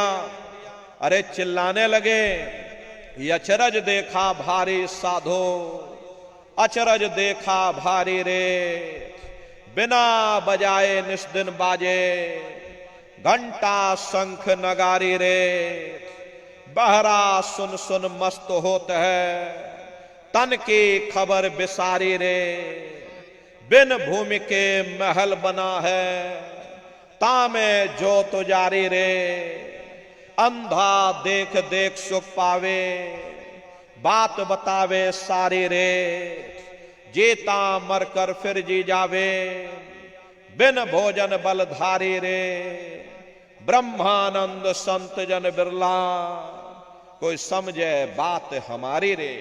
प्रेमी भाई बहनों, वो असली अयोध्या नगरी है, वो भगवान राम का असली देश है। अरे राम जी का दर्शन करने के बाद में फिर तुम्हारी यही जीवात्मा दूसरे मंडल की आवाज को पकड़ करके और दूसरे मंडल की चढ़ाई करती है। शाम तज श्वेत को गहना, सुरत को तान धुन सुनना, बंक के द्वार धस बैठो और त्रिकुटी जाय कर लेना। उसी के ऊपर दूसरा देश आता है जिसे महात्माओं ने त्रिकुटी देश कहा। वहां के जो मालिक हैं वो ब्रह्म हैं, वहीं से मन और माया की उत्पत्ति हुई, वहीं से तीन गुण रजोगुण, तमोगुण, सतोगुण, तीनों गुणों की उत्पत्ति वहीं से हुई। ये जो आपके वेद हैं, वेदों को सारी दुनिया पढ़ती है, वेदों की भी उत्पत्ति उसी स्थान से हुई है। अरे महात्मा कहते हैं कि त्रिकुटी महल में विद्या सारा, घनहर गरजे बजे नगारा, लाल वरन सूरज उजियारा। वहां पर दो धुने, बादलों की गर्जन और मृदंग की आवाज उस लोक में गूंजती रहती है। जैसे पहले स्थान पर भगवान राम के देश में घंटे और शंख की आवाज गूंजती है, ऐसे दूसरे मंडल पर यानी कि ब्रह्म के देश में बादलों की गर्जन और मृदंग वहां पर बजता रहता, ओम का जाप बराबर वहां होता रहता। ब्रह्म का जो स्वरूप है लाल वरन सूरज उजियारा। ये सूरज कुछ नहीं है, ऐसे तुम लाखों लाख सूर्य इकट्ठे करोगे तो वहां का एक सूर्य बनेगा। प्रेमी भाई बहनों, ब्रह्म का जो स्वरूप है वो सुबह के लाल सूर्य के समान है, इसीलिए वहां का पूरा ब्रह्मांड लाल है। जहां तक आपकी निगाह जाएगी ब्रह्म देश में चारों तरफ आपको लाल ही लाल नजर आएगा। महात्मा जब साधना करके वहां पहुंचे तभी महात्माओं ने लिख दिया, लाली मेरे लाल की जित देखूं उत लाल, लाली देखन में गई मैं भी हो गई लाल। वो पूरा ब्रह्मांड ही लाल है। तो जितने साधक वहां पहुंच जाते हैं उन सभी को योगेश्वर कहा जाता है। योगेश्वर की पदवी उन्हीं को मिलती है जो ब्रह्म स्थान तक पहुंच रखते हैं। जैसे व्यास जी हुए, वशिष्ठ जी हुए, वाल्मीकि जी हुए, इन सब की पहुंच वहीं तक थी। इसीलिए कहा गया कि वाल्मीकि भय ब्रह्म समाना। जब इनकी जीवात्मा वहां पहुंची और जब इन्होंने ब्रह्म का दर्शन किया तो इनका स्वरूप भी ब्रह्म के समान यानी कि ब्रह्म स्वरूप हो गया। तो जितने साधक वहां पहुंच जाते उन सभी को योगेश्वर कहा जाता है। योगेश्वर भगवान श्री कृष्ण उसी देश में वास करते हैं। ये जो ब्रह्म देश है वो श्री कृष्ण भगवान का ही देश है और श्री कृष्ण भगवान वहीं पर रहते हैं। ये बाहर की जन्माष्टमी नहीं है जो आप लोग यहाँ जन्माष्टमी मनाते हो, ये तो आपकी श्रद्धा है कृष्ण भगवान के प्रति, ये आपकी आस्था है। लेकिन महात्माओं ने कहा था भाई सही मायने में तुम जन्माष्टमी कब मनाओगे? जब तुम्हारी ये जीवात्मा पांच तत्व जल पृथ्वी अग्नि वायु आकाश और तीन गुण रजोगुण तमोगुण सतोगुण यानी पांच तत्व और तीन गुणों से परे होकर के ब्रह्म देश में पहुंच करके जब तुम कृष्ण भगवान का दर्शन कर लोगे तब सही मायने में जन्म अष्टमी मनाई जाएगी। वहां कृष्ण भगवान का दर्शन करने के बाद फिर तुम्हारी यही जीवात्मा तीसरे मंडल की आवाज को पकड़ करके और तीसरे मंडल की चढ़ाई करती है। आगे पहुंची सुन झंकार, ररंकार धुन सुनी पुकार, आगे श्वेत सुन है भाई, मान सरोवर पैठ नहाई। उसी के ऊपर तीसरा देश आता है जिसे महात्माओं ने सुन्न देश कहा, उसी को रारंग देश कहा जाता है, उसी को अक्षर और नेति कहा जाता है। वहां के जो मालिक हैं वो रारंग पुरुष यानी कि पर ब्रह्म पुरुष है। देखो प्रेमी भाई बहनों, इस बात का ध्यान रखिएगा, ब्रह्मा जी अलग हैं और ब्रह्म अलग हैं और पर ब्रह्म अलग हैं। तीसरे मंडल के जो स्वामी हैं वो पर ब्रह्म पुरुष हैं। वहां किंगरी और सारंगी दो धुनें उस लोक में गूंजती रहती हैं। प्रेमी भाई बहनों, पर ब्रह्म पुरुष का जो स्वरूप है वो पूर्णमासी के चंद्रमा के समान बड़ा ही मनमोहक स्वरूप है। इसी स्थान पर प्रेमी भाई बहनों एक बहुत बड़ा अमृत का सरोवर बना हुआ है जिसे महात्माओं ने मान सरोवर कहा। जब तुम्हारी ये जीवात्मा उस मान सरोवर में जाकर स्नान कर लेगी तो जन्म जन्मांतरों के तुम्हारे मैले पाप कर्म साफ हो जाएंगे। अरे यहां के पानी से तुम्हारे कर्मों की सफाई नहीं होने वाली, ये बाहर का पानी तुम्हारे शरीर के मैल को धो सकता है, लेकिन जो पापों का मैल है, जो अंतःकरण में कर्मों की गंदगी, पुण्य और पाप के बोझे जो आपने अपने ऊपर लाद रखे हैं, वो जब साफ होंगे, जब आप तीसरे मंडल पर पहुंच करके उस गंगा में डुबकी लगाओगे। उस गंगा में स्नान करने के बाद में ये जीवात्मा हंस रूप हो जाती है। हंसन मिले हंसा हो जाई, मिले जो अमीय आहारा है। जीवात्मा का खुद का प्रकाश उस अमृत के सरोवर में स्नान करने के बाद में 16 सूर्य के बराबर हो जाता। फिर यही जीवात्मा चौथे मंडल की आवाज को पकड़ करके और चौथे मंडल की चढ़ाई करती है। 2 पर्वत के संग निहारो, भंवर गुफा ते संत पुकारो। 2 पर्वतों को पार कर लेने के बाद में वो बड़ा सुंदर देश आता है, जिसे महात्माओं ने भंवर गुफा कहा। वहां के जो मालिक हैं वो सोहंग पुरुष है।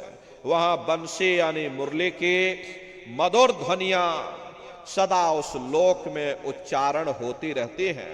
सोहंग पुरुष का जो स्वरूप है वो दोपहर के सूर्य के समान महाप्रकाशवान स्वरूप है। अरे स्वरूप में अंतर है। पहले स्थान पर निरंजन भगवान का जो स्वरूप है वो ज्योतिष स्वरूप है। दूसरे स्थान पर ब्रह्म का जो स्वरूप है वो सुबह के लाल सूर्य के समान है। तीसरे स्थान पर ब्रह्म पुरुष का जो स्वरूप है वो पूर्णमासी के चंद्रमा के समान है। और चौथे स्थान पर सोहंग पुरुष का जो स्वरूप है वो दोपहर के सूर्य के समान महाप्रकाशवान स्वरूप है। और वहां के धनी का दर्शन कर लेने के बाद में ताके परे धाम सतनामा, बीन बजे सतलोक ठिकाना। सोहंग देश के ऊपर वो 5वां देश आता है, जिसे महात्माओं ने सचखंड देश कहा। वो सचखंड देश अजर अमर अविनाशी सदा एक रस रहने वाला देश है। वहां न काल है, न कर्म है, न दुख है, न संताप है, न पुण्य है, न पाप है। जो जीवात्माएं वहां पर पहुंच जाती हैं हमेशा के लिए जन्म मरण के बंधनों से आजाद हो जाती। वहां के जो मालिक हैं वो सत्पुरुष भगवान हैं, जिनके रोम रोम में खरबों खरब सूरज चांद सितारे प्रकाशवान। वही हमारे आपके सच्चे मालिक हैं, वही हमारे आपके सच्चे पिता हैं। अरे हमको आपको वहीं से नीचे उतारा गया, फिर शब्द को पकड़ करके शब्द शब्द पौड़ी पर चढ़कर पहुंचो सचखंड सतनाम। तो शब्द कब पकड़ में आएगा? जब आप लोग भजन करोगे। और भजन कैसे किया जाएगा जरा अच्छी तरह समझ लो। ये आंख और कान को बंद करिएगा, लेकिन मन को रोकिएगा। ऐसे समय पर तुम्हारा ये मन जरूर भागेगा। अभी आप यहाँ सत्संग में बैठे हो, शरीर भले तुम्हारा यहाँ बैठा है, लेकिन प्रेमी भाई बहनों मन सारी दुनिया में भाग रहा। अब किसी को बाल बच्चों की याद आ गई, मन बाल बच्चों में पहुंच गया। कोई दुकान दफ्तर छोड़ करके आया, मन दुकान दफ्तर में पहुंच गया। किसी को कोई बात याद आ गई, मन आपस में बातचीत करने लगा। शरीर तुम्हारा यहाँ बैठा है, मन सारी दुनिया में चक्कर भर रहा। तो ऐसे भजन से कोई लाभ नहीं होगा। कबीर साहब ने कहा है कि कबीर पापी भगत न भावई, हरि पूजा न सोहाए, माखी चंदन पर हरे, जहां विगंध तहां जाए। जैसे मक्खी चंदन या कस्तूरी पर नहीं बैठती है, बल्कि रात दिन गंदगी में भिनभिनाती रहती है, ठीक उसी प्रकार से हम मनुष्यों का हाल है।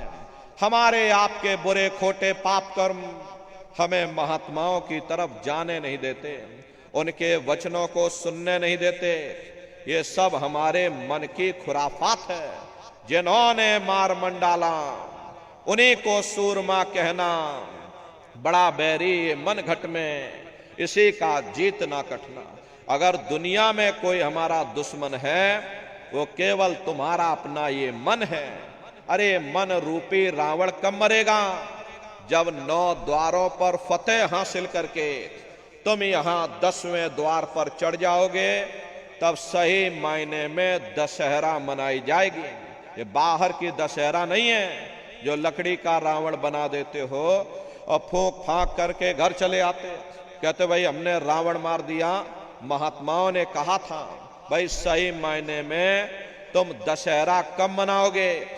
जब 9 द्वारों पर फतेह हासिल करके तुम यहां 10वें द्वार पर चढ़ जाओगे, तब सही मायने में विजय दशमी मनाई जाएगी। तब ये मन रूपी रावण तुम्हारा मरेगा और तब तुम्हारी ये जीवात्मा, इसी जीवात्मा को महात्माओं ने राम कहा। अरे हम कोई अपने मन से नहीं कह रहे, धर्म ग्रंथों में लिखा हुआ है, एक राम दशरथ का बेटा, एक राम घट घट में लेटा, एक राम का सकल पसारा, एक राम है सबसे न्यारा। एक वो राम है जो अयोध्या के वासी हैं और एक राम घट घट में लेटे, यानी हमारी आपकी ये जीवात्मा जो हर एक के अंदर मौजूद है। महात्माओं ने कहा भाई एक वो राम है और एक राम का सकल पसारा, यानी पहले स्थान के मालिक वो निरंजन भगवान जिनको दुनिया त्रिलोकीनाथ कहती है, जिनका ये पूरा पसारा, ये पूरा संसार है। महात्माओं ने कहा भाई एक वो राम है और एक राम है सबसे न्यारा, 5वें स्थान के मालिक वो सतपुरुष भगवान जो हमारे आपके सच्चे पिता हैं। महात्माओं ने कहा भाई एक वो राम है। तो महात्मा तो उस राम की महिमा गाते हैं। मोटी बात आप पकड़िए कि भजन कैसे करोगे। आंख कान को बंद कर लेना, अंतर में गौर से सुनिएगा। शुरू में सीटी जैसी आवाज आप सभी को सुनाई पड़ेगी, उसे आप पकड़ लेना, लगातार सुनते रहिएगा और सुनते सुनते उसी में लीन हो जाओ। एक समय ऐसा आएगा, दोबारा आपको अनुभव होगा कि कहीं बड़ी दूर से एक महीन आवाज, घंटे और शंख की आवाज हमारे कानों में बज रही, और जब घंटे शंख की आवाज आपको अपने अंदर सुनाई पड़ने लग जाए, तब आप सीटी की आवाज को छोड़ देना और घंटे शंख की आवाज को पकड़ लेना। एक बार प्रेमी भाई बहनों आप उस आवाज को पकड़ लो, फिर वो आवाज आपको नहीं छोड़ेगी, खींच करके शरीर से बाहर कर देगी। रोज आना, रोज जाना, रोज ब्रह्मांडों की सैर करना, रोज देवी देवताओं के दर्शन करना, रोज घर बैठे भगवान राम के दर्शन करना, रोज भगवान कृष्ण के दर्शन करना, और घूम करके फिर अपने शरीर रूपी घोंसले में वापस ले आना। तो सुमरन, ध्यान और भजन 3 क्रियाएं आपको बताई गई। नित्य नियम से करिएगा, नागा नहीं होना चाहिए। शरीर को आप भोजन देते हो, सुबह दोपहर शाम रात भोजन करते रहते हो, लेकिन कभी तुमने ये विचार नहीं किया ये जीवात्मा जो जन्म जन्मांतरों से बेचारी भूखी प्यासी बैठी है, जिसकी शक्ति से तुम्हारा ये भारी भरकम शरीर चल रहा, तो कभी अपनी जीवात्मा को तुमने भोजन नहीं दिया। और इसका भोजन भजन है, इसका भोजन शब्द है, इसका भोजन नाम है। अपना ये नियम बनाओ कि पहले हम अपनी जीवात्मा को भोजन देंगे, फिर अपने शरीर को भोजन देंगे। अगर ये नियम तुम्हारा बन गया, तुम्हारा लोक भी बन जाएगा, तुम्हारा परलोक भी बन जाएगा। प्रेमी भाई बहनों, उस मालिक को पाने के लिए तुम्हें कोई घर बार नहीं छोड़ना है, तुम्हें कोई जात बिरादरी नहीं बदलनी। ये जात पात के रगड़े झगड़े ये तुम्हारे अपने नहीं है, ये सिर्फ मन की खुराफात है। अरे आप अपनी बुद्धि से विचार करिए, जब गुरु नानक साहब नहीं आए थे तब कोई सिख नहीं था, जब मोहम्मद साहब नहीं आए थे तब कोई मुसलमान नहीं था, जब ईसा मसीह साहब नहीं आए थे तब कोई ईसाई नहीं था, और पीछे लौटते चले जाओ तो केवल मनुष्य मनुष्य रह जाते हैं। ये रगड़े झगड़े किसने पैदा किए? ये हमने आपने पैदा किए। अरे कोई भी महात्मा यहां पर आकर के ना कोई कौम मनाने आता है, न कोई महात्मा यहाँ मजहब चलाने आते हैं, न कोई महात्मा यहाँ जात बिरादरी को बदलने आते हैं, और ना ही आप हमारे हाथों में ये डंडे और तलवारें देने के लिए आते हैं। अरे आप तो सच्चा मार्ग, सनातन मार्ग समझाने के लिए इस धराधाम पर शरीर रूप में अवतरित होते हैं। महात्मा कोई जात बिरादरी नहीं देखते, महात्मा कोई ऊंच नीच, कोई भेदभाव पैदा नहीं करते। अगर महात्माओं ने भेदभाव किया होता तो देखो भगवान राम जंगलों में रहने वाली आदिवासी महिला सबरी का जूठा बेर भगवान राम नहीं खाते। निर्मल मन जन सो मोह पावा, मोह कपट छल छिद्र न भावा। इसीलिए महात्मा कहते हैं भाई जाति पात पूछे नहीं कोई, हरि का भजे सो हरि का होई। लोग यहाँ जात पात बनाते बनाते रह गए। लेकिन ऐ नर नारियों, जब तुम्हारी ये जीवात्मा इस मनुष्य रूपी चोले को छोड़ करके ऊपर जब तुम धर्मराज की कचहरी में पहुंचोगे तो वहां ना तुमसे ये पूछा जाएगा कि भाई तुम किस जाति के हो, या तुम किस कौम के हो, या तुम किस मजहब के हो। अरे भाई तुम हिंदू हो या मुसलमान हो, तुम हिंदुस्तान से आए हो या सीधे पाकिस्तान से चले आ रहे। अरे वहां तुम्हारे कर्म देखे जाएंगे, भक्ति भाव देखा जाएगा, मालिक से मिलने का प्रेम और प्यार देखा जाएगा। इसीलिए महात्मा कहते हैं भाई मालिक को पाने के लिए तुम्हें कोई जात बिरादरी नहीं बदलनी है, तुम्हें कोई घर परिवार नहीं छोड़ना है, तुम्हें कोई बाल बच्चे नहीं छोड़ने हैं, तुम्हें कोई जंगलों पहाड़ों में नहीं भटकना है, तुम्हें कोई काले नीले पीले कपड़े नहीं पहनना है, तुम्हें कोई साधु सन्यासी और बाबा नहीं बनना है। अरे भाई तुम अपने अपने घर परिवार में रहो, अपने अपने बाल बच्चों के साथ रहो, अपने अपने समाज में रहो, समाज की रीत नीत नियम के अनुसार रहो, मेहनत और ईमानदारी से काम करो, और 24 घंटे में से घंटा 2 घंटा समय निकाल करके सुमरन ध्यान और भजन करिएगा। यही दौलत तुम्हारे काम आएगी। बाकी सब रगड़े और झगड़े ये सब तुम्हारे यहीं पड़े रह जाएंगे। सुई की एक नोक भी तुम्हारे साथ में जाने वाली नहीं है। बड़े बड़े राजे महाराजे आए, सारी जिंदगी उन्होंने ये किला बनाते बनाते गुजार दिया। आज उनके किलों को जाकर देखिए, आज खंडहर बने पड़े हुए हैं।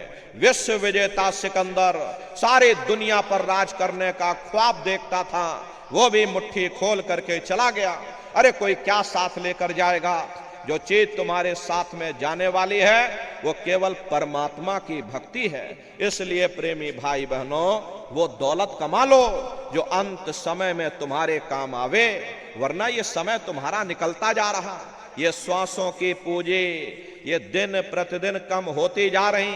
ये 2025 चला गया, 2026 आ गया, अब ये 25 आने वाला नहीं है। ये समय तुम्हारा निकलता जा रहा। इसलिए समय की कदर करो, समय रहते हुए वो आत्म धन कमा लो, वो खजाना कमा लो जिससे तुम्हारी जीवात्मा का कल्याण हो जावे। तो सुमरन ध्यान और भजन नित्य नियम से करिएगा। और देखो प्रेमी भाई बहनों, हमारी आपसे एक प्रार्थना है कि आप सभी लोग शाकाहारी रहिएगा, क्योंकि हमारे गुरु महाराज ने शाकाहार पर विशेष जोर दिया। गुरु महाराज हमारे कहते थे, ए बच्चे बच्चियों, तुम लोग शाकाहारी रहना, शाकाहार का प्रचार करते रहना, इसी से देश और दुनिया में भारी परिवर्तन होगा। अरे परिवर्तन कोई कानून बनाने से नहीं होगा, परिवर्तन कोई आंदोलन करने से नहीं होगा, परिवर्तन कोई तोड़फोड़ करने से नहीं होगा।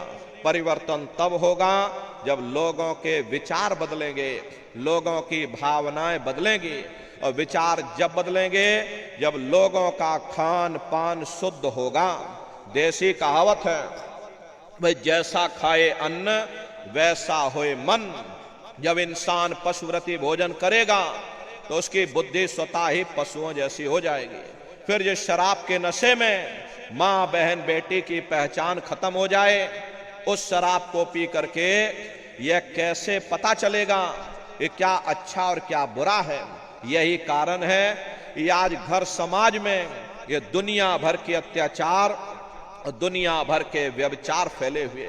अरे हम लोग देखिए मंदिर बनवाते हैं, उन मंदिरों में नहा धो करके जाते हैं, कहते भाई परमात्मा के रहने की जगह है, हमको नहा धो करके जाना चाहिए, फूल अगरबत्ती ले जाना चाहिए। कोई उन मंदिरों में कूड़ा कचरा नहीं डालता। अगर तुम कूड़ा कचरा डालोगे तो आपस में लाठियां चल जाएंगी।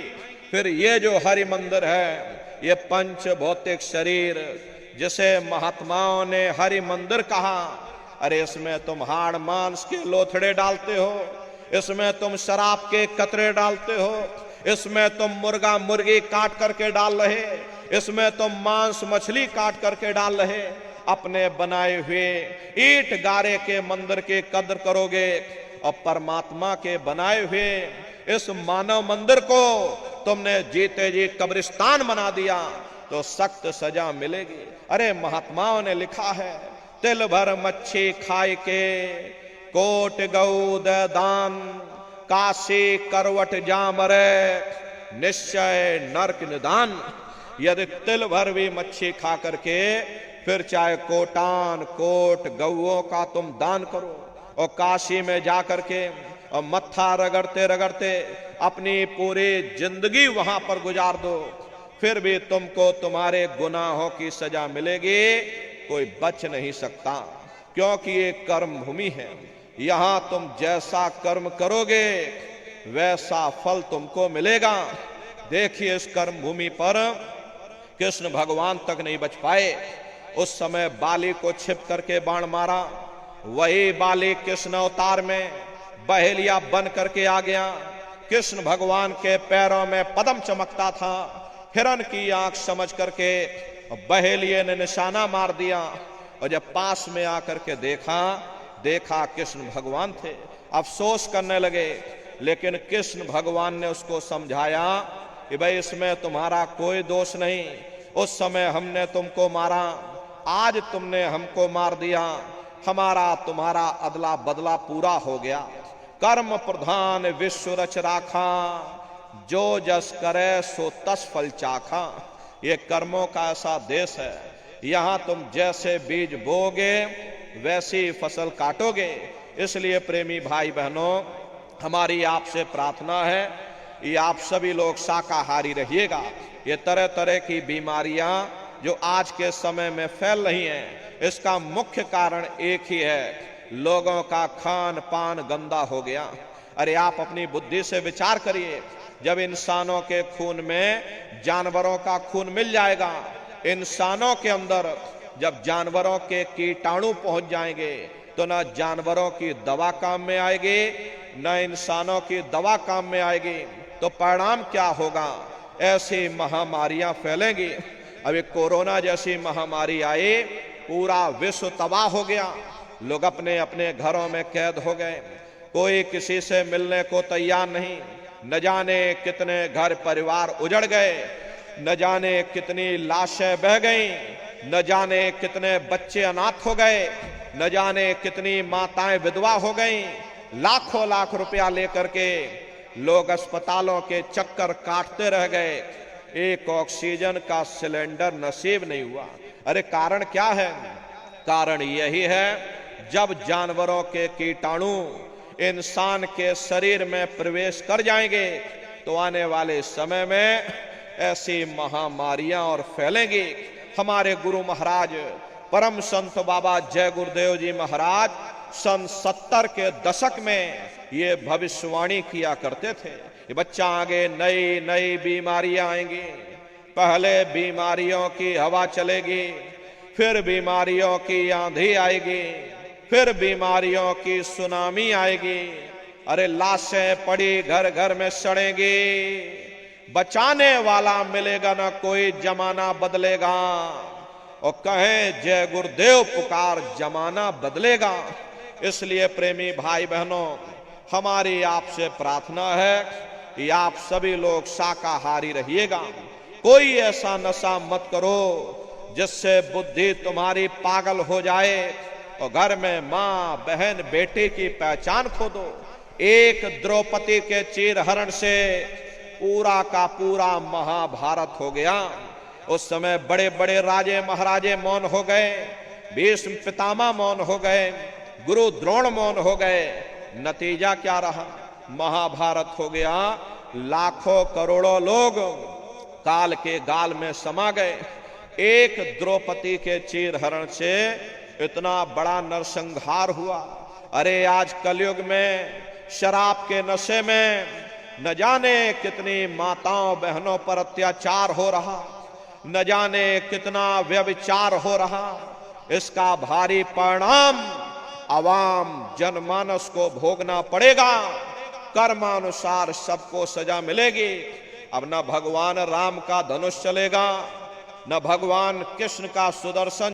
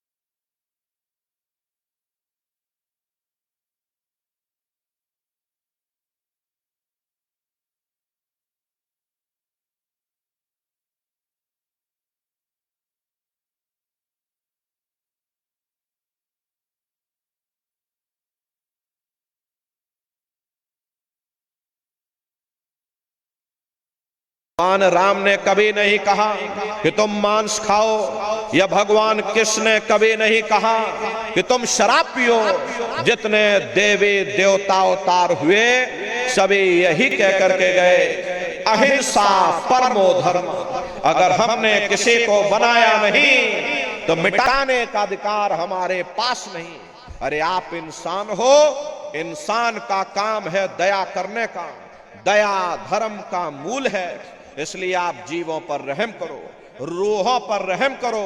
सभी लोग शाकाहारी रहना, शाकाहार का प्रचार अपने अपने क्षेत्रों में बराबर आप लोग करते रहिएगा।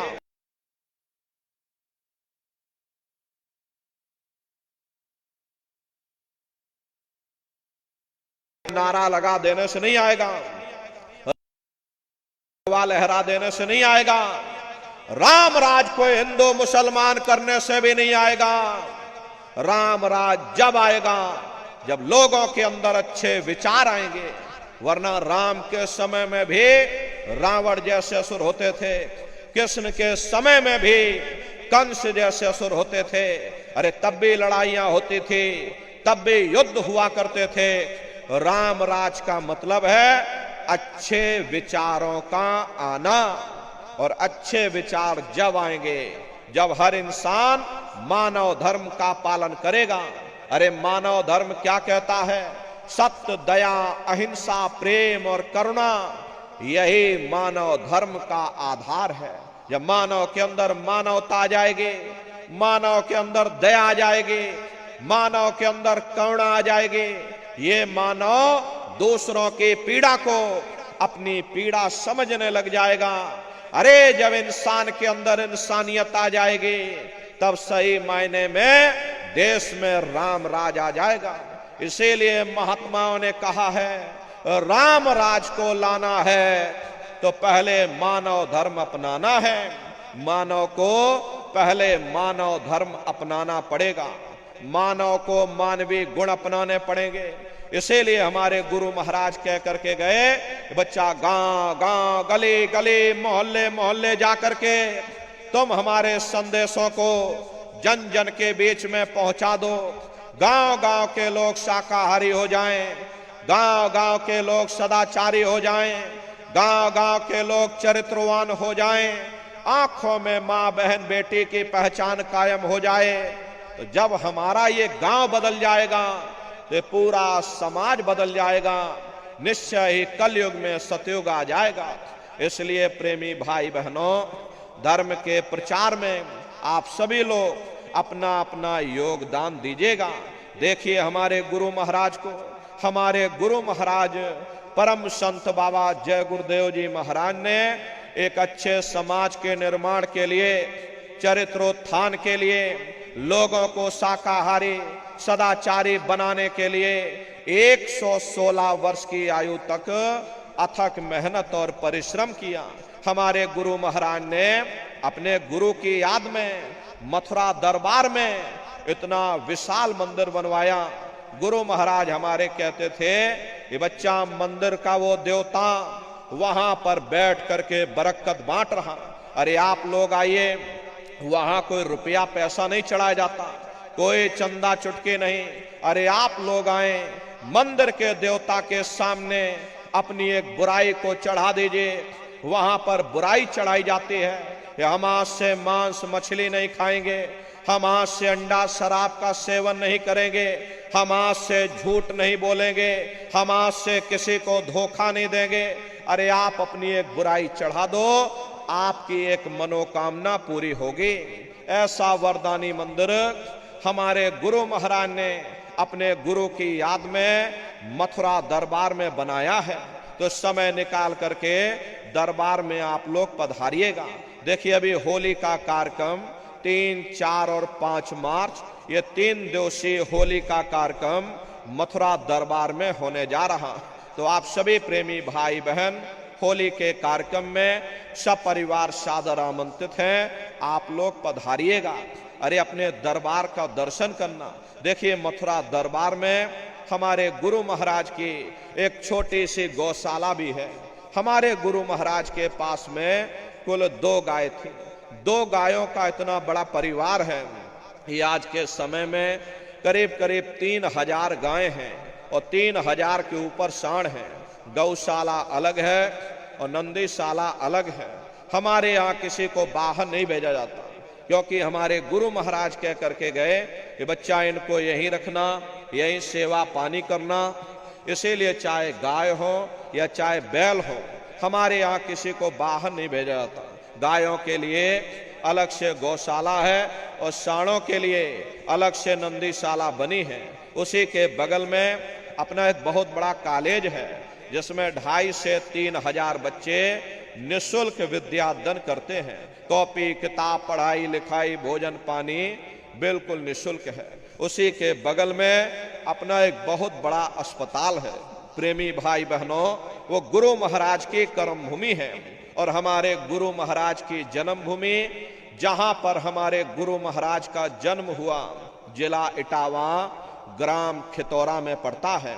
जैसा भव्य मंदिर मथुरा दरबार में बना हुआ, उसी तरह से भव्य मंदिर गुरु महाराज की जन्मभूमि पर बन करके तैयार हो चुका। ये जो आप पोस्टर देख रहे हो, ये गुरु महाराज के जन्मभूमि का मंदिर है। और इधर जो ये पोस्टर लगा है, ये मथुरा दरबार का मंदिर है। तो समय निकाल करके दरबार में आप लोग पधारिएगा, अपने अपने बच्चों को भी साथ में ले करके आइएगा। हम लोग ये सोचने लगते हैं, अरे बच्चों को क्या करेंगे ले जाकर, ये बच्चे छोटे हैं, इनको घर में रहने दो, इनको पढ़ाई लिखाई करने दो। अरे पढ़ाई लिखाई जरूरी है, हम आपकी ये बात मानते हैं कि आज के समय में शिक्षा बहुत जरूरी है। लेकिन प्रेमी भाई बहनों, शिक्षा के साथ साथ अच्छे संस्कार भी जरूरी हैं। और संस्कार कोई डिग्री और डिप्लोमा कर लेने से नहीं पड़ जाते। अगर डिग्री और डिप्लोमा कर लेने से बच्चों के अंदर संस्कार पड़ गए होते तो हिंदुस्तान में इतने वृद्धाश्रम न खोले जाते। अरे संस्कार पढ़ेंगे महात्माओं के वचनों से, संस्कार पढ़ेंगे सत्संग के माध्यम से। ये बच्चे देश के भविष्य हैं। इन बच्चों के अंदर अच्छी शिक्षा के साथ साथ अच्छे संस्कार डालना ये समय की बहुत बड़ी मांग है। अरे आज के समय में बच्चों के अंदर संस्कारों की कमी देखी जा रही, वरना पहले के समय में अकेले माँ बाप अपने 4-4 बच्चों को पाल लेते थे। लेकिन आज के समय में वही 4-4 बच्चे, वही डिग्री और डिप्लोमा किए हुए बच्चे अपने माँ बाप को रोटी नहीं खिला पा रहे। शादी हो जाती है, घर परिवार बांट करके रख दिया, जमीन जायदाद बांट करके रख दी, चूल्हा चौका बांट करके रख दिया, यहां तक कि बेचारे बूढ़े माँ बाप को भी बुढ़ौती में बांट करके रख दिया। ये 10 दिन तुम हमारे घर छोड़ दो और 10 दिन बाद ले जाओ अपने घर रोटी खिलाओ। अरे ये सब क्या है? ये संस्कारों की कमी है। ऐ माताओं बहनों, ये बच्चे तुम्हारी धरोहर हैं, ये बच्चे तुम्हारे जीवन की पूंजी हैं। अपनी पूंजी को संभाल करके रखिएगा। इन बच्चों को आप बचपन से तैयार करो, इनको अच्छी शिक्षा देना, इनको अच्छे संस्कार देना, इनको शाकाहारी बनाना, इनको सदाचारी बनाना, इनको चरित्रवान बनाना। अरे इनको भी तुम राम और कृष्ण बना दो। यही बच्चे बड़े होकर के अपने माँ बाप का नाम रोशन करेंगे, घर और समाज का नाम रोशन करेंगे। इसलिए प्रेमी भाई बहनों, अपने अपने बच्चों के साथ, इष्ट मिष्ट परिवार वालों के साथ आप सभी प्रेमी भाई बहन होली के कार्यक्रम में कृष्ण भगवान की नगरी मथुरा में आप सभी लोग सब परिवार सादर आमंत्रित हैं। आप लोग पधारिएगा। सुमरन ध्यान और भजन बराबर आप लोग करते रहना। इतना जान लो प्रेमी भाई बहनों, रास्ता बिल्कुल सच्चा है। आप करोगे तो आपको अनुभव होगा, दिखाई भी पड़ेगा, सुनाई भी पड़ेगा। अरे तुम्हारा लोक भी बन जाएगा और तुम्हारा परलोक भी बन जाएगा। इसलिए नित्य नियम से 24 घंटे में से घंटा 2 घंटा समय निकाल करके अपने अपने घरों में बैठ करके सुमरन ध्यान और भजन जैसे जैसे आपको बताया गया बराबर आप सभी लोग करिएगा।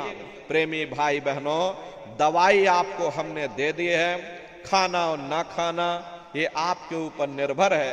खाओगे तो बीमारी दूर हो जाएगी।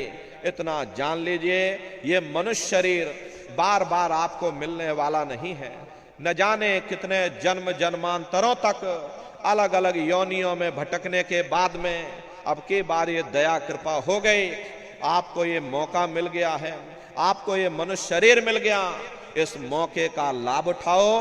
मनुष्य रूपी मंदिर में बैठ करके वो आत्मधन कमा लो, वो खजाना कमा लो जिससे तुम्हारी जीवात्मा का कल्याण हो जावे। तो सुमरन ध्यान और भजन नित्य नियम से आप लोग करिएगा। देखो प्रेमी भाई बहनों, इसी के साथ में अब ये सत्संग यहीं पर समाप्त हो जाएगा और सत्संग समाप्त हो जाने के बाद में फिर हम नीचे उतर जाएंगे। बारी बारी से आप लोगों से मिल भी लेंगे। इसलिए आप लोग कोई धक्का मुक्की या जल्दबाजी मत करिएगा, आराम आराम से आइएगा। सबसे पहले माताएं बहनें आएंगी, उसके बाद भाई लोग आएंगे। माताओं बहनों से हमारी प्रार्थना है, देखो माताओं बहनों, ये भीड़ भाड़ का समय है, इसलिए अपने सर को, अपने कान को और अपने गले को बिल्कुल आप लोग ढक करके आइएगा। बगल में गुरु महाराज की गाड़ी है, चरण पादुका है, दर्शन करते हुए और सभी लोग सत्संग का प्रसाद लेकर के भाइयों के लिए सत्संग का प्रसाद पीछे की तरफ मिलेगा। माताओं बहनों के लिए सत्संग का प्रसाद इधर बगल में मिलेगा। तो सभी लोग प्रसाद लेकर के तब आप लोग अपने अपने घरों की तरफ पधारिएगा। आप सभी प्रेमी भाई बहनों ने अपना कीमती समय दिया, इसके लिए आप सभी प्रेमी भाई बहनों को बहुत बहुत धन्यवाद है। सबका जीवन मंगलमय हो। नव वर्ष के इस अवसर पर आप सभी प्रेमी भाई बहनों को बहुत बहुत हार्दिक शुभकामनाएं हैं। सबका जीवन मंगलमय हो। इन्हीं शुभकामनाओं के साथ में अब हम अपनी वाणी को विराम करते हैं। आप सभी प्रेमी भाई बहनों को